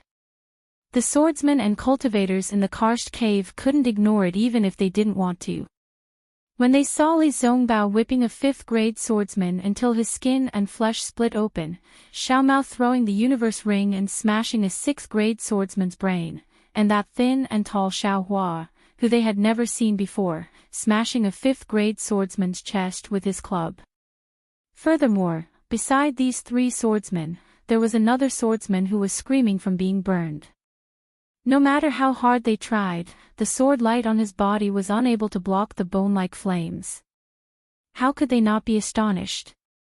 The cultivators of the Utopia faction, Taibai faction, and Cool Breeze Valley were all in high spirits, and many sword cultivators were extremely angry.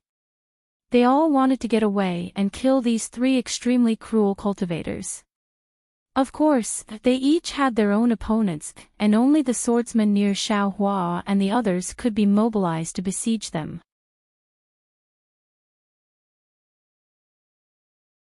Li Zongbao and Xiao Mao didn't have the slightest ripple on their faces when they saw close to 10 swordsmen surrounding them. Xiao Hua's methods were really too many. Not to mention other things, just this fire talisman alone was the first time they'd seen it, and its power was so great, so what if a few more came? Unfortunately, the fire talisman was Xiao Hua's secret item. He took out a few just now just to test its power. There were so many cultivators and swordsmen here, if Xiao Hua used too many, he would definitely be exposed. So Xiao Hua, who was hiding behind Li Zongbao, took out the soul-absorbing bell again. With a loud clang, only 2 of the 10 swordsmen swayed. They tried their best to resist for a moment, but they still fell from midair. The remaining 8 swordsmen's sword light flickered faintly. Although each of them had astonishment on their faces, they all resisted the soul-absorbing bell's soul-absorbing technique. Damn it, this thing is getting more and more useless. Xiao Hua was very helpless. He put the soul-absorbing bell and the toad into his space. With a touch of his hand, he took out the yang leaf fan. The 8 swordsmen urged their sword light, but they were somewhat hesitant. After all, their opponent actually had a soul tool. They had experience fighting soul cultivators, and they were afraid that Xiao Hua would have some soul technique that they couldn't guard against or some inexplicable fire talisman like before. Seeing this, Xiao Hua was delighted. He hurriedly transmitted a few words to Xiao Mao and Li Zongbao. Li Zongbao nodded expressionlessly. The immortal piercing whip in his hand shone with a yellow brilliance, and a row of whip shadows smashed towards the 3 swordsmen in front of him. Xiao Mao was somewhat hesitant, but he still obediently urged the universe ring in midair to trap the 2 swordsmen in front of him. Xiao Hua's figure swayed, and he actually rushed to the front for the first time. With a wave of his left hand, he still used the universe ring in the sleeve, and the yang leaf fan in his right hand flashed again, courting death. The 2 swordsmen in front of Xiao Hua were 6th-grade swordsmen. Seeing Xiao Hua recklessly challenge them first, they both sneered. One of their sword light flashed, and in a flash, it split into 3 and stabbed towards Xiao Hua in a shape. The other swordsman's figure flew up, and both of his legs kicked out. Sword light actually burst out from this swordsman's legs, setting off a whirlwind that rushed towards Xiao Hua's fire dragon. Seeing the 3 sword lights fall into Xiao Hua's sleeve, the swordsman only laughed nastily, explode. The 3 sword lights collided with each other, and like fireworks in the sky, countless tiny sword lights streaked across the sky, blooming like dandelions. In the eyes of that swordsman, he seemed to have seen the sword lights pass through Xiao Hua's arm, pass through his Daoist robe, and even pass through his body. However, reality was always crueler than fantasy. He saw Xiao Hua's Daoist robe cover, and a powerful force was born, enveloping an area of a few feet. An inexplicable imprisoning force came from the space, and in an instant, that swordsman lost contact with his flying sword. That swordsman's face turned ashen. Although he didn't know why this imprisoning force was so strong, he had an intuition in his heart that this imprisoning force seemed to be different from the ordinary ones. Seeing Xiao Hua wave his arm and easily catch the flying sword that he was so proud of, as if he was pinching a firefly, the swordsman's figure didn't hesitate. He immediately turned around and fled, wanting to escape as far as he could before his primordial spirit was damaged. Ha! Xiao Hua saw that this swordsman was actually so decisive, and was also slightly surprised. This kind of swordsman who could pick up and let go was rarely seen before. Which one of them didn't stubbornly pester and hope for a fluke? In the next moment, Xiao Hua didn't crush any sword light, and directly put it into the space. What kind of flying sword could be exchanged for how many spirit stones? Xiao Hua probably knew better than anyone else. He wasn't willing to waste it. Of Xiao Hua's two opponents, one ran away as soon as they met face to face.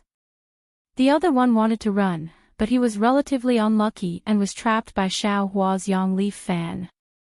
That fire dragon not only entangled his flying sword, but also turned into a wall of fire that surrounded him all around. The hot flames on the fire dragon gradually swallowed the sword light, causing him to constantly urge his sword origin to resist. Seeing Xiao Hua turn his head to look at him, that swordsman's heart was hoodwinked, and he actually somewhat trembled. Who would have thought that Xiao Hua only glanced at him, and his figure suddenly flew to the side. The Yang Leaf fan in his hand disappeared, and a pitch-black stick appeared. He raised his head and struck at one of Xiao Mao's opponents. Ha! Although Xiao Hua's wind escape technique was only at the elementary level, it was extremely flexible in this karst cave. In the blink of an eye, he floated to the side of the swordsman. The swordsman was urging his sword light to deal with Xiao Mao, and was quite caught off guard. He couldn't help but be surprised. He opened his mouth, and his small life source sword drew a sword mark, stabbing towards Xiao Hua's face. The sharp sound of the wind on the tip of the sword seemed to cut the air. However, when the head of the wishful steel staff strangely fell and hit the small sword with great precision, the strength of the wishful steel staff was like the tongue of a poisonous snake, causing the swordsman's heart to tremble. He couldn't care less about the flying sword that was stabbing towards Xiao Mao, and hurriedly urged his small life source sword. Of course, he was also too late. Although the small sword was as flexible as a fish, and although the small sword was made of extraordinary materials, the wishful steel staff was a fish hook, and the wishful steel staff was a divine thunder falling from the sky. With a "pa" sound, it hit the small sword. With a crisp "kacha" sound, the defensive sword light on the small sword was immediately annihilated with the arrival of the wishful steel staff, and the small sword was smashed into pieces. Looking at the swordsman again, it was as if he had been struck by lightning. His whole body trembled violently, and his face was pale. His eyes were filled with the incomprehension and fear that all swordsmen who encountered Xiao Hua had. Then, the shadow of the black stick flashed, and the swordsman didn't know anything.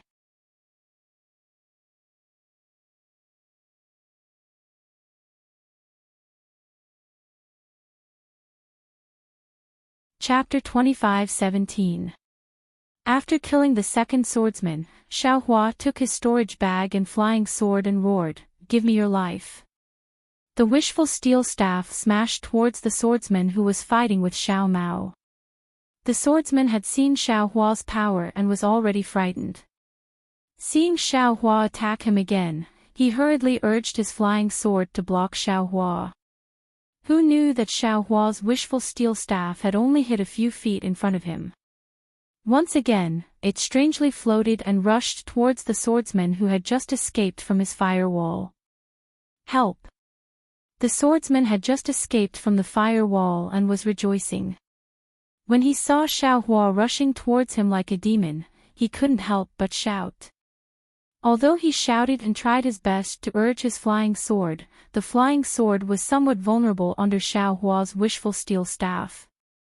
Gotcha! The flying sword was broken, followed by a poof, the swordsman's head was also broken. Following the fall of the swordsman's corpse, the swordsman that Xiao Hua had just let go, also fell from midair.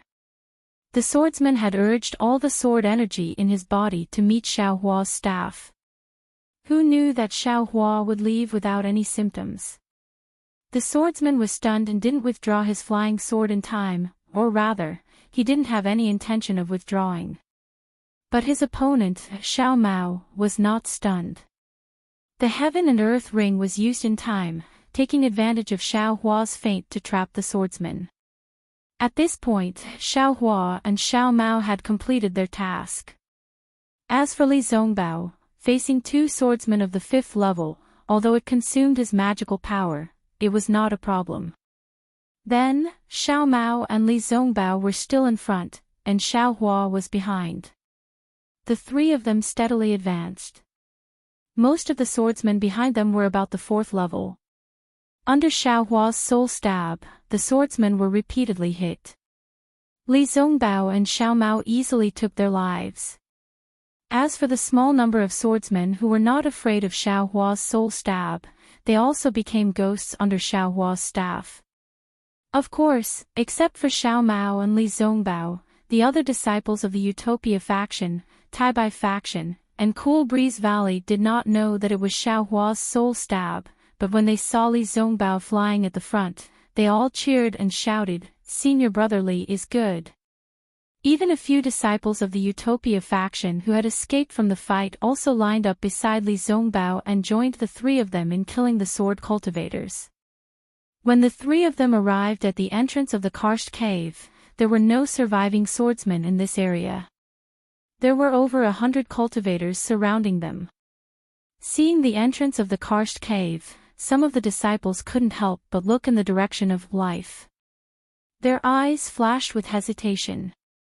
That's right, they didn't have a chance before, but now that they were faced with a choice, they couldn't help but weigh the pros and cons in their hearts. When Xiao Hua saw this, he sneered in his heart. Just now, he had just casually pointed his finger and didn't think too much about it. Who knew that when things came to a head, he actually discovered that his finger really did have a mystery. Li Zongbao also noticed this. He raised the celestial destroying whip in his hand and said coldly, "I'm going to fight my way in. Anyone who still thinks he is a disciple of the Utopia faction and wants to be a disciple of the Utopia faction should follow me into the Utopia faction. After this battle, all of you will be meritorious. I don't need to say anything.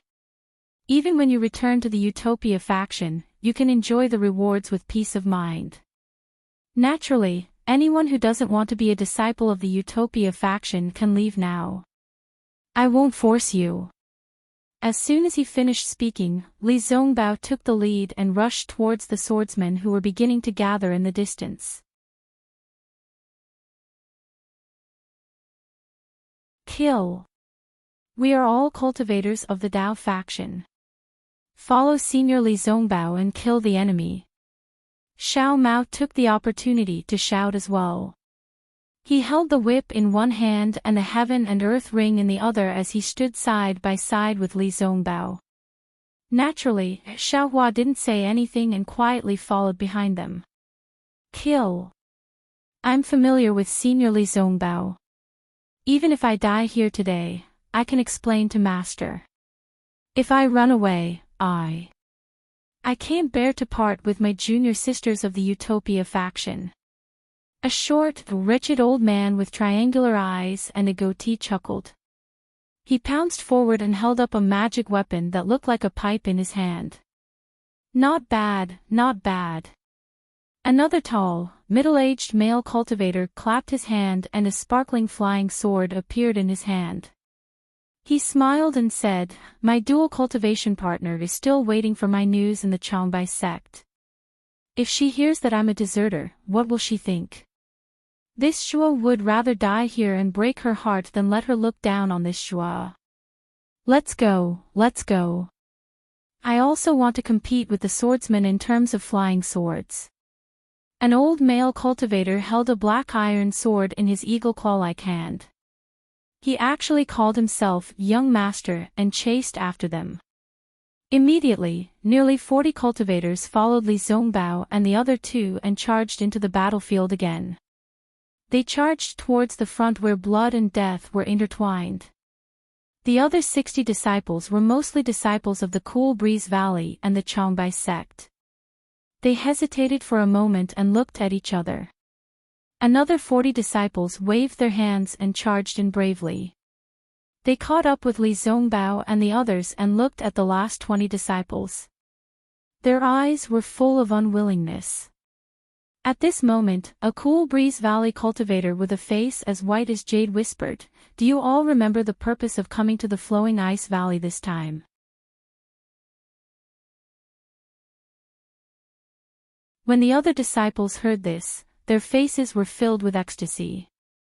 A female cultivator with a large scar on her forehead said hurriedly, "Yes, yes, we came to the Flowing Ice Valley to spy on the strength of the swordsman. We didn't have to attack the Flowing Ice Valley. Li Zongbao is not part of our team this time." The white-faced cultivator said coldly, "His cultivation is high and he can freely enter and exit the Flowing Ice Valley, but we can't. Moreover, he is fond of grandiose achievements. In order to become the strongest person below the Golden Core stage, he likes to kill sword cultivators. His purpose is different from ours today." Yes, Li Zongbao doesn't know the purpose of this place at all. He only joined later. The female cultivator said hurriedly, "We will return to the Sky Patrol City and report the strength of the sword cultivators in the Flowing Ice Valley to the conference hall. Then, we will have completed this mission. In addition, we can find other helpers on the way. Let's go." Before the female cultivator finished speaking, another male cultivator suddenly flew out of the karst cave and said coldly, "I'm here to contribute to my Dao sect, not to sacrifice my life for Li Zongbao's reputation. I only listen to the orders of the conference hall. Li Zongbao is not our leader, I have no reason to listen to him." Then, the 20 people did not say anything else and flew away with a clear conscience. Of course, whether they could fly out of the Flowing Ice Valley, whether they could fly back to the Sky Patrol City, and whether they could complete their mission as they said, no one would know. Xiaohua did not pay attention to this place at all. Everyone had their own fate and each person had their own choice. Just like the Cool Breeze Valley cultivator he met earlier, Xiaohua did not care at all. His attention was now on the swordsman in front of him.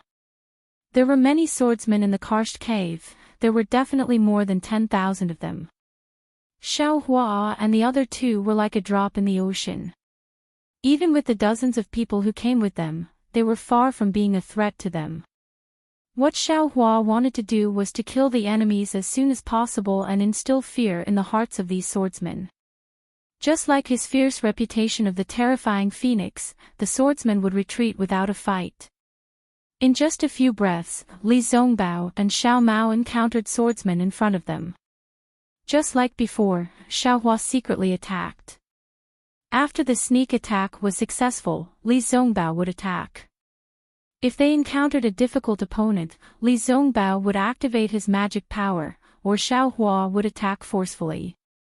Xiao Mao's magic power was slightly weaker, so he only dealt with opponents that he was confident in. The outstanding performance of these three people naturally made the dozens of people who followed them excited. They also lined up behind the three of them, forming a sharp knife shape, and stabbed towards the tens of thousands of swordsmen and cultivators who were entangled. Xiaohua hid behind Li Zongbao. Seeing that the morale of the crowd was high, he was also happy. When he saw other cultivators fighting against the swordsmen, he also used the soul stab from time to time. Most of the time, it was successful. However, these cultivators did not know that it was Xiaohua's credit. They all cast grateful gazes towards Li Zongbao. Gradually, more and more cultivators and swordsmen noticed the situation on this side. Almost all the places where Xiao Hua and the others passed by, the swordsmen were killed by them together, and the cultivators also merged into their torrent. Just like the river water of Flowing Ice Valley, Xiao Hua and the others were the drop of snow water of Shuiyu Mountain.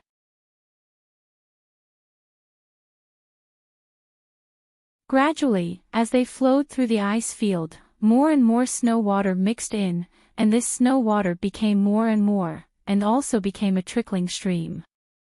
And the drop of snow water in front of this stream was incomparably hot, incomparably red, and all the coldness and ice layers could not block its sharpness. All the ice turned into flowing water under its magic power. Therefore, this stream became even bigger, and many little drops made an ocean, and it actually became a torrent. Of course, Xiao Hua was enduring silently. Of course, Xiao Mao's cultivation was relatively shallow. Of course, Li Zongbao's glory was unparalleled for a time. However, at this time, no one would treat Li Zongbao as a person, and no one would ignore Xiao Hua and Xiao Mao. This was because the three of them were a small team, and Xiao Hua and Xiao Mao had been fighting together from beginning to end. At this time, Li Zongbao was not alone, but three people. Perhaps in the past, Li Zongbao claimed to be the #1 gold core cultivator, but from today onwards, after this battle in Flowing Ice Valley, the title of the special team of the conference hall would replace Li Zongbao's previous reputation. Kill! Li Zongbao roared, and the immortal piercing whip lashed out again. Although it didn't bring about too many whip shadows, he didn't seem to be worried about the might of the immortal piercing whip. With a loud bang, the whip shadow collided with the huge sword light, and this sword light was like a mountain. Boom! Immediately after, another fiery light flashed by, and Xiao Hua's yang leaf fan rushed forward. The fiery light covered the sword light that was missing a piece from the immortal piercing whip, and crazily swallowed it. Wu Xiao Hua's fiery light had just stopped for a moment, and Xiao Mao's universe ring flew over again, and fell down smoothly. The sawtooth inside the ring made a strange sound, and the huge sword light was ground into pieces.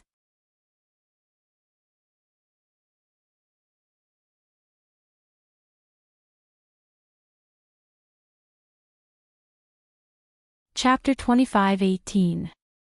Behind the three of them, a Tai Bai sect disciple raised his flying sword.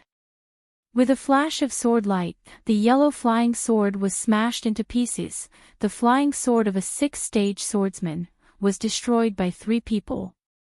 Naturally, because of the appearance of Xiao Hua, Xiao Mao, and Li Zongbao, the cultivators of the Taoist sect were once again united.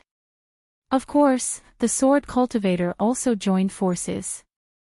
The destruction of the flying sword of the 6th-stage swordsman was only a small part of the confrontation between the swordsmen and the cultivators. However, this small part also represented the current situation of the battle. The cultivators of the Taoist sect had gradually gained the upper hand. Compared to the cultivators, these swordsmen seemed to know more about the techniques of war. Seeing that the situation had changed, the dozens of disciples of the Void Heaven Sword School had already tacitly occupied the advantageous terrain. Each of them urged their fellow swordsmen to hold their flying swords in their hands. When the cultivators led by Li Zongbao arrived in front of them, everyone shouted in unison. Dozens of flying swords flew out and condensed into a huge flying sword. Disciples.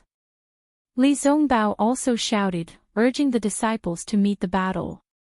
The swordsmen had been preparing for a long time. At this time, they attacked to catch the cultivators off guard. The disciples of the Utmost Happiness faction were obviously not as well trained as the swordsmen, so how could they make it in time? Senior brother Li, junior brother Xiao, help me. Seeing this, Xiao Hua immediately shouted and flew out, waving the wishful steel staff to meet the huge flying sword. The cultivators of the Taoist sect had finally gained the upper hand. If they couldn't block this sword, all their previous efforts would be in vain. Help you. When Li Zongbao heard this and saw Xiao Hua take the initiative to fly out, he was bewildered. He really didn't know how to help Xiao Hua.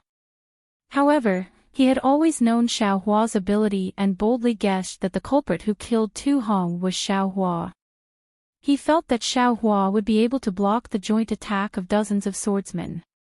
Xiao Hua's shout was just a cover. Okay, Li Zongbao hurriedly flew up and hurriedly gave Xiao Mao a look. Xiao Mao also hurriedly flew up. The two of them had the same idea and the same action. One of them urged the magic weapon to attack the flying sword, while the other patted Xiao Hua's direction. From the looks of it, they were using some kind of joint attack secret technique that no one knew about. Sure enough, as the two of them raised their arms, Xiao Hua's entire body was enveloped in flames that soared into the sky. The flames were extremely dazzling. Not only did it block everyone's gazes, it also greatly disturbed their divine senses. Rumble. A loud sound rang out. Xiao Hua's wishful staff hit the huge flying sword. Even though Xiao Hua let out a strange cry of ouch, and his entire figure flew back like a flying sword, charging straight into the distance, the combined attack of several tens of shining swordsmen had actually been mostly dissipated by him. The sound was the sound of the collision between the wishful steel staff and the flying sword. The sound was almost earth-shattering, shaking the entire cave. Furthermore, the huge shock wave before the collision had stirred up the heaven and earth spiritual qi in an incomparably chaotic manner. It spread through the entire space in all directions. Not only were countless stones falling from the special stone walls of the karst cave, but the deafening sound also made all the cultivators and swordsmen dizzy. These three people are too powerful. Xiao Mao and Li Zongbao's magic weapons collided with the huge flying sword.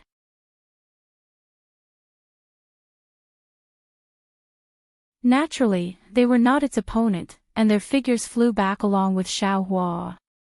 Everyone looked at the three people who were knocked back, and then looked at the sword's shadow that had almost dissipated. They all gasped. Especially the swordsmen, they knew the power of their joint attack of the flying sword.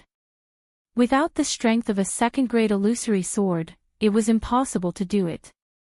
Kill. While the cultivators were shocked, the disciples of the Utopia faction were also ready.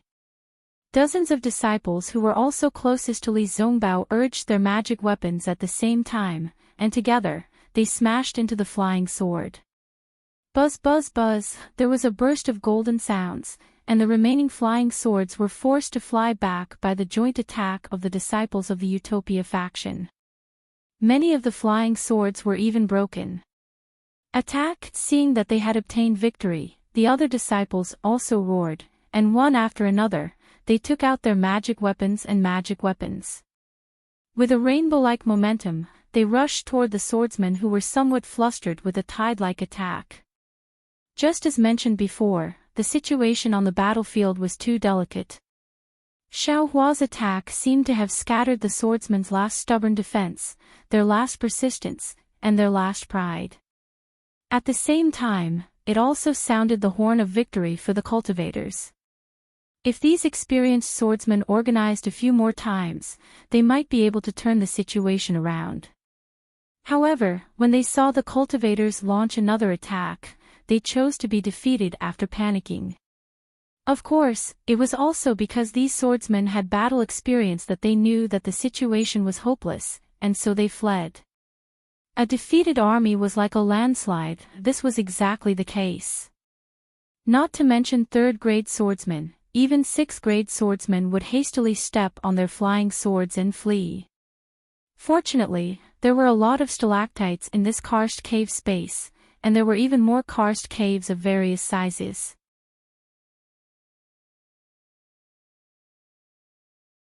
The flying speed of the swordsmen was also extremely fast. Although they were chased by the cultivators from behind, the swordsmen still maintained a straight posture. Damn it, why isn't anyone helping me? Where did all those junior sisters go? Xiao Hua shook off the water droplets on his body and stood up from under a stalactite.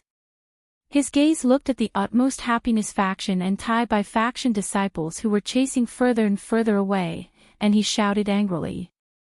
He was truly sent flying by the swordsman's flying swords, and his back crashed into who knows how many stalactites. Heh heh, how about little brother help you? Xiao Mao's voice sounded not far away. He and Li Zongbao merely borrowed the momentum to fly backwards, how could they compare to Xiao Hua? Even if they crashed into the stalactites, that was also an act. Tisk, forget it. Do you have jade hands again? Xiao Hua clapped his hands, took out a few jade bottles, and threw them to Xiao Mao. You'd better hurry up and take these pills. The magic power in your body has long dried up, right? Heh heh, little brother can't compare to big brother. Xiao Mao took a few pills without hesitation and handed the jade bottle to Li Zongbao. Li Zongbao still had a cold face.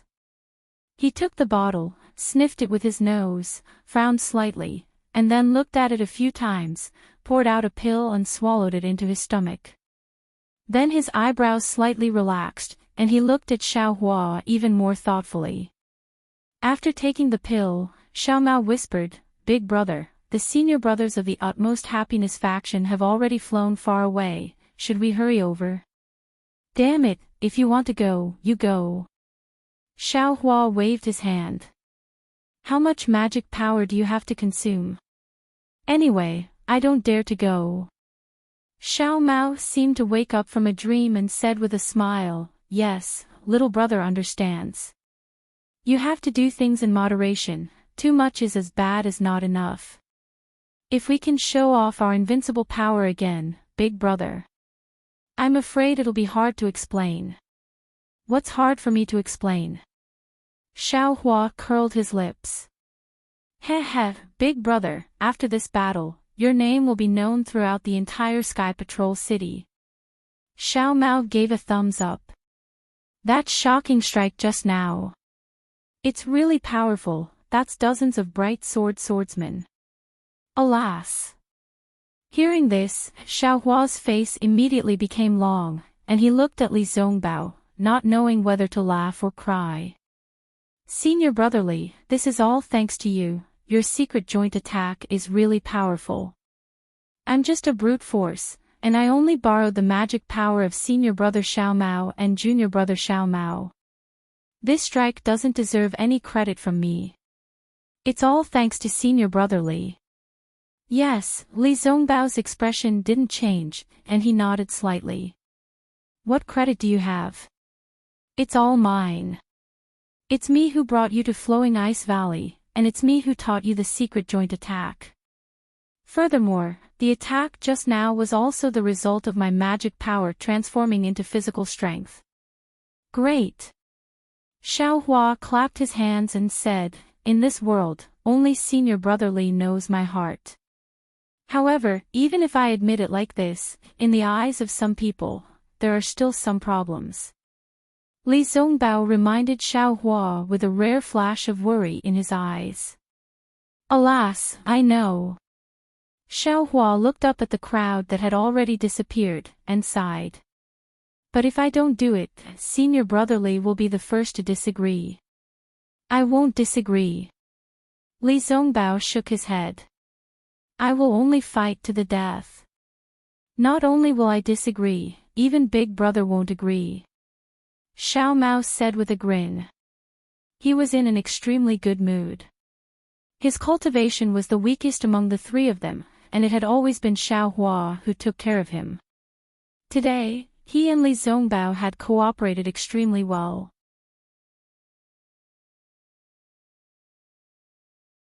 Not to mention killing countless sword cultivators, even that last wave of their hands at the same time seemed to be telepathic.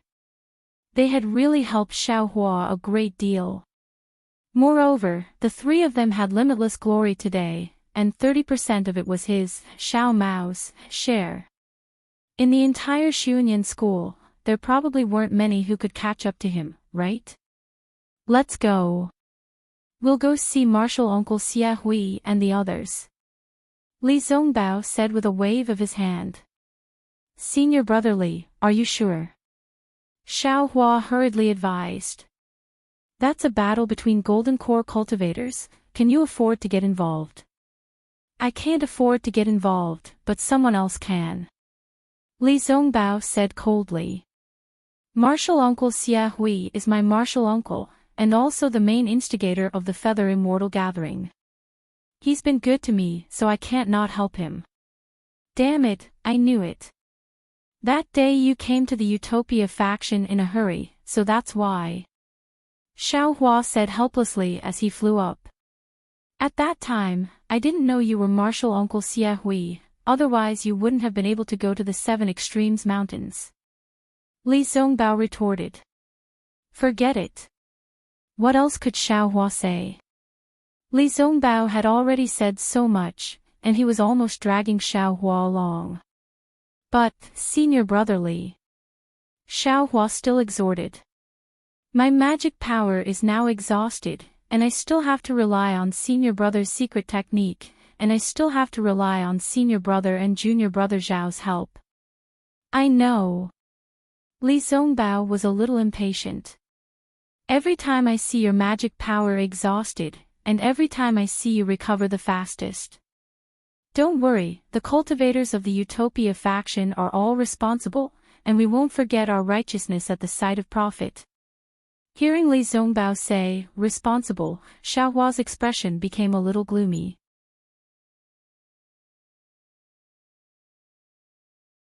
Obviously, he was mocking the irresponsible Qian Mo of the Imperial Thunder Sect, who only treated the Imperial Thunder Sect as a big sect, who only showed the style of a big sect, but didn't have the strength of a big sect.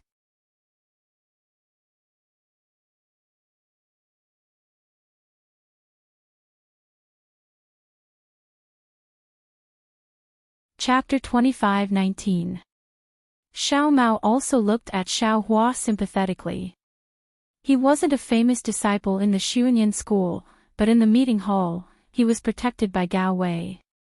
But Xiao Hua, cough.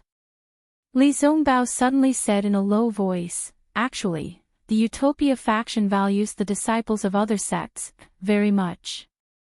His voice was very soft and even a little hesitant.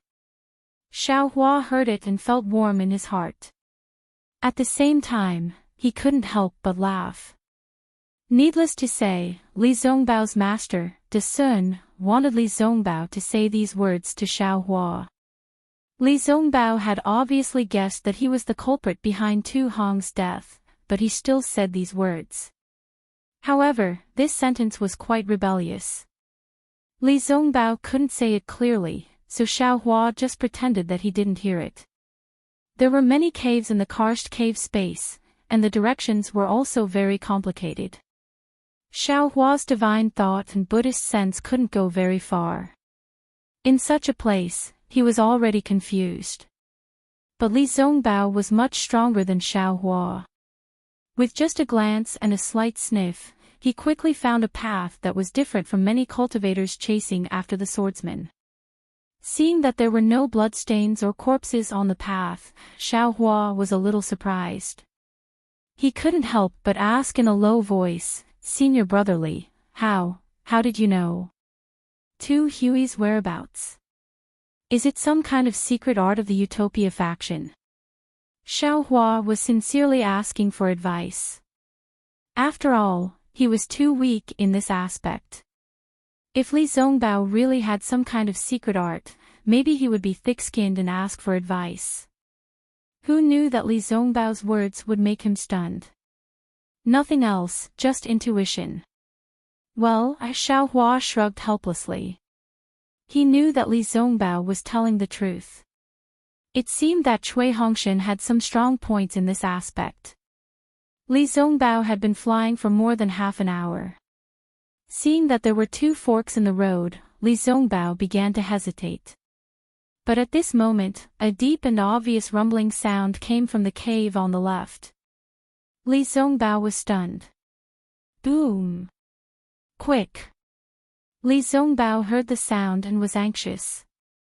He held the fairy whip in his hand and rushed to the cave on the left. When Xiaohua saw this, he did not dare to be negligent. He urged the wind escape technique and instantly overtook Xiao Mao. He followed behind Li Zongbao while holding the wishful steel staff in his hand.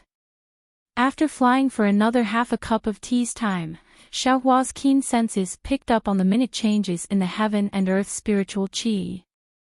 The dense water-type heaven and earth spirit qi became increasingly overwhelming, and the faint restriction within the cave also emitted a faint blue light. Oh! The spirit stones produced by Flowing Ice Valley are water-based. Xiaohua's brows twitched as he came to a realization. In his mind, the scene of rows and rows of light blue water-type top-grade spirit stones appeared. Damn it!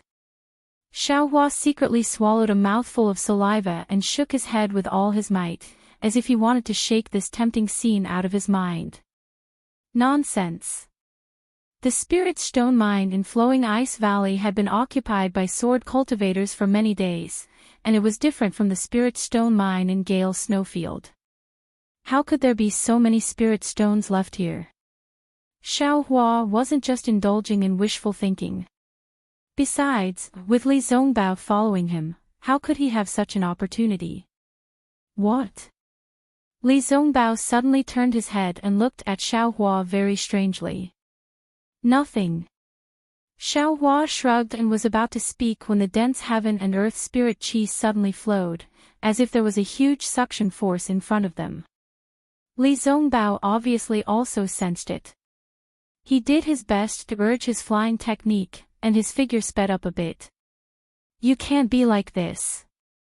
Xiaohua's divine sense swept out, but unfortunately, it was still blocked by the cave.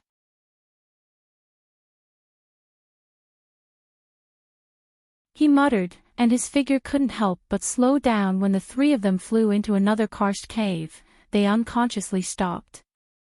They saw that this was a space that was only slightly smaller than the previous karst cave where they were fighting. Inside was a vortex of heaven and earth spirit qi from before. Countless hurricanes blew from all directions of the karst cave and poured into the center. In that space, two white-haired old men stood upright in midair. Xiaohua's divine sense swept out, and he felt that the protective brilliance around the two people were flashing with sword light. The sword light was incomparably sharp, as if it could cut through his divine sense. Changbai sect. Xiaohua's eyes narrowed, and he immediately knew that they were the Changbai sect disciples who came to attack Flowing Ice Valley together with Tu Hui from the Utopia sect. This is Li Feiyu from the Changbai sect, Martial Uncle Li. Li Zongbao stopped in midair and transmitted his voice. He is an extremely honest cultivator. TCH, what does being honest have to do with me? Xiaohua disdained. His enmity with the Changbai sect was huge. Not only did the Changbai sect's nascent soul cultivators want to kill him, but he also wanted to kill the Changbai sect's golden core cultivators. Facing such a sect's golden core cultivators, how could Xiaohua attack? Hearing Xiaohua's reaction, Li Zongbao was expressionless. At this moment, the two old men, who were as sharp as swords, moved. In front of one of the old men, a 10-feet-long flying sword vibrated violently. The runes on the flying sword flowed crazily, like countless tadpoles looking for their mother. And with the movement of these runes, thousands of tiny vortexes appeared on the 1-foot-wide sword. Not only did the vortexes emit tiny sword rays, but they also sucked in the spiritual qi of heaven and earth in the surrounding 10 feet.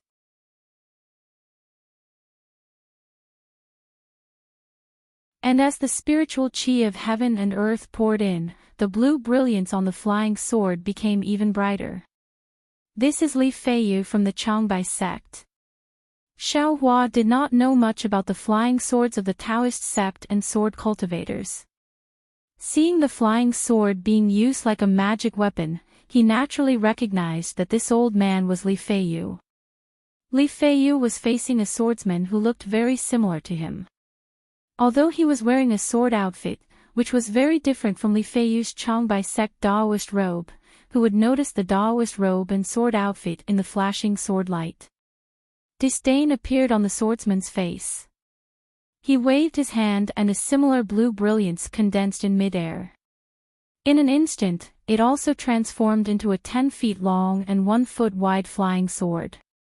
It was actually similar to Li Feiyu's flying sword. However, there were no runes flowing on this flying sword. The entire flying sword was a kind of azure blue. The sword rays were like flickering blue lights. They seemed to be stagnant in the flying sword, but they were flowing extremely quickly. Li Feiyu saw the other party's flying sword taking shape and narrowed his eyes. He pointed his finger and shouted, "Qin Mu Ming, eat my sword." As he spoke, the big sword followed Li Feiyu's wave and moved slowly in midair. Every time the big sword moved, there would be a rumbling sound, as if the big sword was breaking through the air. "Li Feiyu, you and I have fought for so long and I am tired of it. Today, I will let you see the true essence of my sword cultivation. I will also let you know that imitating a cat to draw a tiger will never become a tiger." As he spoke, Qin Mu Ming's flying sword made a strange turn and flashed in midair. It gave out a terrifying sword hum and charged straight at Li Feiyu's big sword. If you compare them separately, the flying swords of sword cultivators and the flying swords of Changbai sect are really similar. Even Li Feiyu and Qin Mu Ming have the same temperament. But when these two flying swords meet, they are different. Yes, the essence is different. It was rare to see a Changbai sect disciple using a flying sword to fight a sword cultivator disciple. Xiao Hua's eyes lit up as he watched attentively. Li Feiyu's flying sword gave off a majestic aura. Wherever the sword light passed, it was like the wind blowing through rotten wood, sweeping away all the spirit energy of heaven and earth. On the other hand, Qin Mu Ming's flying sword was filled with sword lights. That huge sword was made up of countless sword lights, and each sword light was a tiny flying sword. Although his flying sword didn't have the imposing aura of Li Feiyu's flying sword, not only was the flying sword extremely sharp, the sword light seemed to be able to cut open the void. Even the spirit of each sword light could be seen on the spirit of a sword cultivator. Not to mention that the sword will of Qin Mu Ming's flying sword was like the gurgling flowing water. This blue flying sword was like the river water of flowing ice valley. Even though it was extremely soft, it still had the unyielding will to split the towering valley apart. With a boom, the two flying swords pierced into one place. Xiao Hua released his divine sense and saw clearly that Li Feiyu's flying sword had an imposing aura. The moment it touched Qin Mu Ming's flying sword, it immediately shattered all the sword light on the flying sword. The entire flying sword that was formed by the sword light was struck and collapsed. Li Feiyu's flying sword seemed to have sunk deeply into the sword light. However, after a few breaths, Qin Mu Ming's flying sword showed extreme flexibility. The tenacious power of water was born from the sword light. Not only did it maintain the shape of the flying sword, it also slowly recovered one sword light after another.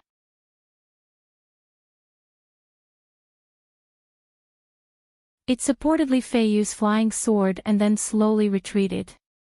And when the two flying swords reached a balance, Qin Mu Ming's flying sword suddenly emitted a brilliant brilliance. It was like a spirit snake that had awakened from hibernation and jumped. Like a big mouth, it quickly swallowed Li Feiyu's flying sword.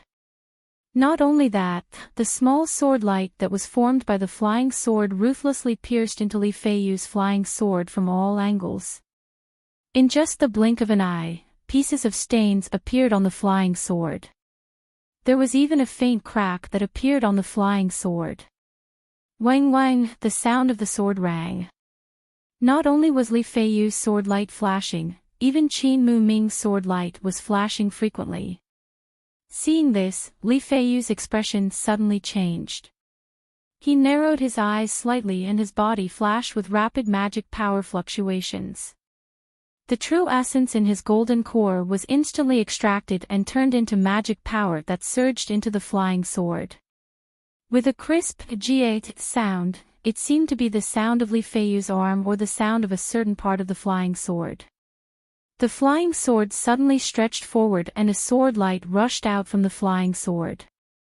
It actually tore a small hole in Qin Mu Ming's sword light and was about to pierce Qin Mu Ming's chest.